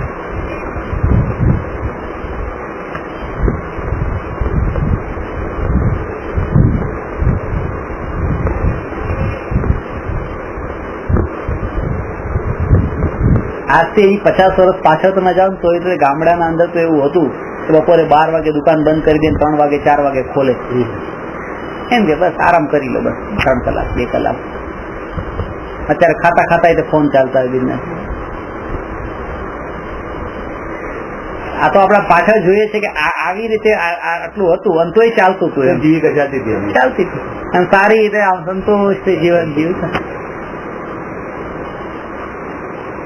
બાથરૂમ કરવું પણ હાથમાં રોડ ઉપર જઈએ કમ દોડતા હોય બધા, આમ લાવતા હોય બીજા આવે જોઈને કેટલી આમ જોવા જાવ તો મોબાઈલ જયારે પ્રેઝન્ટ કરેલો ને, લોન્ચ કરેલો એ વખતે એની શું થીમ હતી કે તમારું કામ તમે બેસીને એક જગ્યાએ બેસીને આખા જગતને કોન્ટેક્ટ કરી શકો છો, તમારું કામ ઓછું થઈ જશે. પણ આ તો મોબાઈલ આવતા જ પેલા માણસની ચાલવાની સ્પીડ વધી ગઈ, વિચારવાની સ્પીડ વધી ગઈ, બધું એટલે વિપરીત થઈ ગયું. જયારે મોબાઈલની પ્રેઝન્ટેશન જુદી હતી કે આવાથી કામ થઈ જશે અને આપણે શાંત થઈ જઈશું, શાંત થવાથી ત્યાં તો વધી ગયું, કેટલા બધા વધી ગયા. પણ કહેવાનો મતલબ કે જે વસ્તુ મગજમાં રાખીને આપણે લીધી એ તો સ્થિર નથી, વિપરીત જ થઈ ગયું. એટલે પ્રેક્ટિકલ પણ કઈ છે જ નહીં. જે પરમાણુ બંધનું છે, પરમાણુ બંધ બનાવ્યો તેમને એ જોયું કે આનાથી કે શાંતિ રહેશે, એક ભય છે, પણ એ ક્યાં થાય? જે તો પછી છોડે તો છે જ, તો પછી મરણ તો થાય જ છે. એમનો ધ્યેય તો એ હતો કે આનાથી શાંતિ રહે. ઉદવાવાળાનો ધ્યેય હતો કે આ એક હાવર છે, હાવવાથી કે લોકો શાંત રહેશે, આપણા ઉપર આક્રમણ નહીં કરે. પણ આ તો એ લક્ષ્ય થયું જ નથી. જન્મદર્શન પ્રાપ્ત થયા પછી એના પછી એવું નહીં નહીં. આ જાણ્યું હોય તો આના બળ ઉપર પછી એમાં ખતરો નથી. એમાં ખતરો નથી. આમ એમ કરવું પડશે, બાજુ એમ કરવું પડશે, એવું નથી. ત્યાં પણ આપણને છે ને પ્રતિકૂળતા દુઃખ લાગે છે ને એટલા માટે આપણને આ વિકલ્પ આવે છે કે જ્ઞાનીને પણ આવા ઉદય આવે, એમ યુદ્ધ કરવું પડે. ત્યાં પ્રતિકૂળતા દુઃખરૂપ લાગી છે. જ્ઞાનીને સ્વર્ગના આવા સુખમાં આવા ઉદય આવે, એવા ઉદય આવે જ્ઞાનીને એવું નથી લાગતું. હા, એવા તો આવે જ છે ને. એમ અનુકૂળતા તો બરાબર છે, એ તો જ્ઞાનીને શું બરાબર છે. જ્ઞાનીને આવી જ હોય અનુકૂળતા, પ્રતિકૂળતા ન હોય. એટલે ત્યાં સુખ બુદ્ધિ તો અનુકૂળતામાં જ પડેલી છે. જ્ઞાનીને સુખ હોય તો જ્ઞાની અનુકૂળતા હોય. હા, બે જ્ઞાની તો એ દ્રષ્ટિએ કહેવાય આવા પણ ઉદય આવ્યા છે જો પુણ્યના, અને આવા ઉદય આવ્યા છે પાપના. બે માં પાછો હોય છે.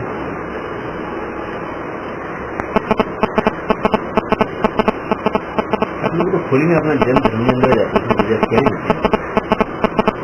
અનેકાંત માનવી જે અને વાતથી મૂકી ચાદર મૂકી જબરદસ્ત. અને 18,500 વર્ષ પછી આટલી સૂક્ષ્મ વસ્તુ નથી, કોઈ શાસ્ત્રો નથી, ત્યારે વિચારોમાં નથી. જંગલમાં સિંહ એક હોય, તમે ઘણા બધા સિંહ જોયા તો સમજો કે સિંહ નથી. ભૂલ આ જ થાય છે. 3 દિવસ પહેલા જ એક ભાઈ આવેલા, અને આપણે છે ને સર્કસના અને પ્રાણી સંગ્રહાલયના સિંહને જોવાની આદત પડી ગઈ. એટલે છૂટા સિંહ જોવાનો વાવ નથી આવતો.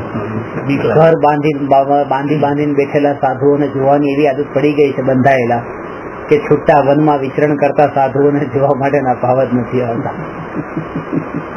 કેવાય ગયા કે સાહેબ મળી જાય છે બસ જોવા આપણને, બસ નીચે ઉતરો એટલે સાધુની અંદર ઘણા માણસોની અંદર સત્યની શોધ કરવા જઈએ છીએ. સત્ય ઘણા માણસોમાં હોવાનું જ નથી. મેજોરિટી થી નામ આપવું જોઈએ. સત્ય ટકેલું છે, નથી પામવાના એટલે સત્ય ટકેલું છે. ઓછા જ પામવાના છે ત્યાં જ સત્ય છે. ઘણા હોય છે. અને કેટલા લોકો આ છેલ્લા 3 દિવસના કેટલા લોકો જે નતા માનતા પેલા સાંઈ બાબા ને, એ પણ માનતા થયા. કેમ કે સચિન તેંડુલકર જેને માનતો હોય તો એ તો કોઈ સાધારણ થોડા હોય. મનમોહનસિંહ માને, પછી રાષ્ટ્રપતિ જાય, પ્રતિભા પાટીલ, એટલે આવી રીતે અજ્ઞાત લોકો એના કારણે જ એની મહાનતા માને છે. એના કારણે જ મહાનતા માને છે. હવે એનું ફિલ્ડ એ છે, એનો મતલબ એ નથી કે બધા ફિલ્ડમાં એ માહિર ને ઇન્ટેલિજન્ટ છે, કે એને બેટિંગ કરતા આવડે એટલો એનો મતલબ એમ નહીં કે જે બધું કરે બધું સાચું હોય, એની બધી માન્યતા સાચી હોય. અંધશ્રદ્ધા પણ સાચી. કે પેડ ની નીચે માનો લાલ કલર નું કપડું બાંધે તો એ સાચું છે, એના કારણે કઈ થાય જ છે. કે એના અંદર મંત્ર ફૂકે ને એ કઈ ને કઈ અહીંયા રૂમાલી લાલ રંગ નો રાખે પોતાની પાસે, એટલે કઈક ને કઈક સાચું હોય જ છે. આવો માણસ કરતો હોય કઈ ખોટું થોડું હોય. તિરુપતિ જાય તો તિરુપતિ એમને થોડા માથું મુંડાવતા હોય, કઈક ને કઈક હોય ત્યારે જતા હોય ને. આવો મોટો એક્ટર જતો હોય, અમિતાભ બચ્ચન, અભિષેક બચ્ચન જેવા માણસો જતા હોય તો કઈ સાધારણ થોડું એમ માનીને લોકો એમ માને કે આ કઈક સાચું હોય જ છે. કારણ કે આ માનીને આટલા પૈસાદાર થયા છે એમને માનવાથી. હા, એટલા માટે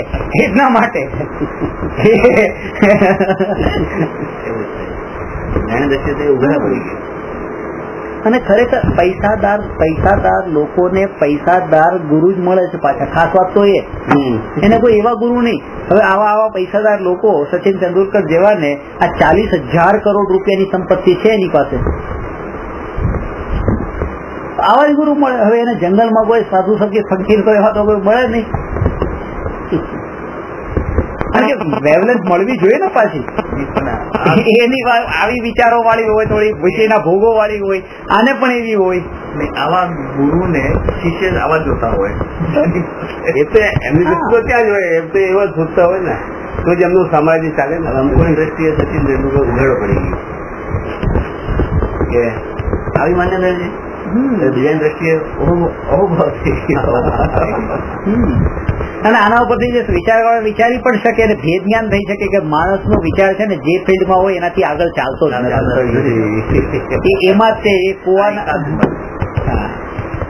સુપ્રીમ કોર્ટનો જજ જે આટલી નિષ્પક્ષતાથી આપે છે એના ઘરનો ફેસલો ન આપી શકે બરાબર. એને આપણે સમજદ્રષ્ટિ માની લઈએ તો ન ચાલે.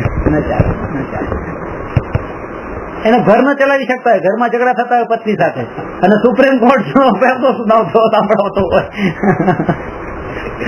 બંને પક્ષ સાંભળવા બંધાયેલા છે. અહીંયા બંધાયેલી નથી, પત્ની કે પુત્ર બંધાયેલો નથી. એને બહુ સરસ એક આપેલો, એને બહુ સરસ એક ચુકાદો આપેલો.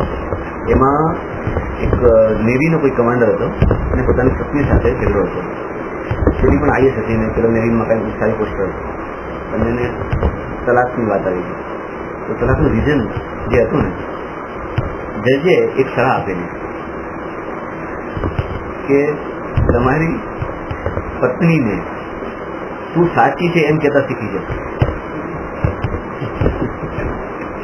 એમાં તલાક છે.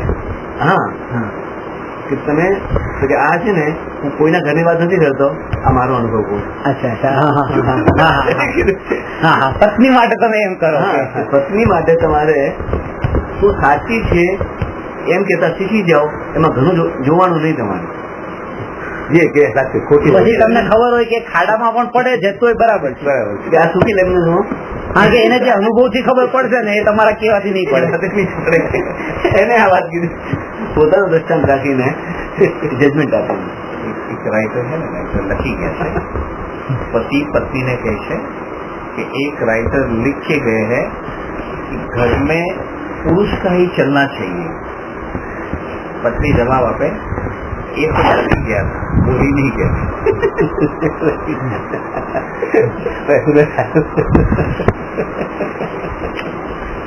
ચાલતું નતું બોલવા માટે ઘર ન બોલાય. લેખકોનું એવું જ છે, જેનું કોઈ સાંભળે છે પછી કોઈ કરે ગયેલા લખી આવે. યુટ્યુબ પાસે હાથ બતાવે છે, અમે રિસોર્ટમાં જઈએ ને ત્યાં બધા બેઠા હોય છે, હાથ બતાવે. तो मैंने कहा कि आपकी पत्नी बड़ी भाग्यशाली है, इनका सुनना चाहिए, ये जैसा कहे ऐसा करना चाहिए. ऐसा बिल्कुल है, इसके लिए तो आपको 200 रुपया देने के लिए चाहिए. हमने कही ચાલો डिस्कस में पहले पत्नी पूछे है आपको सुखी रहना है या मुझे रहना है. आपको सुखी रहना या मुझे रहना है. सोच लो.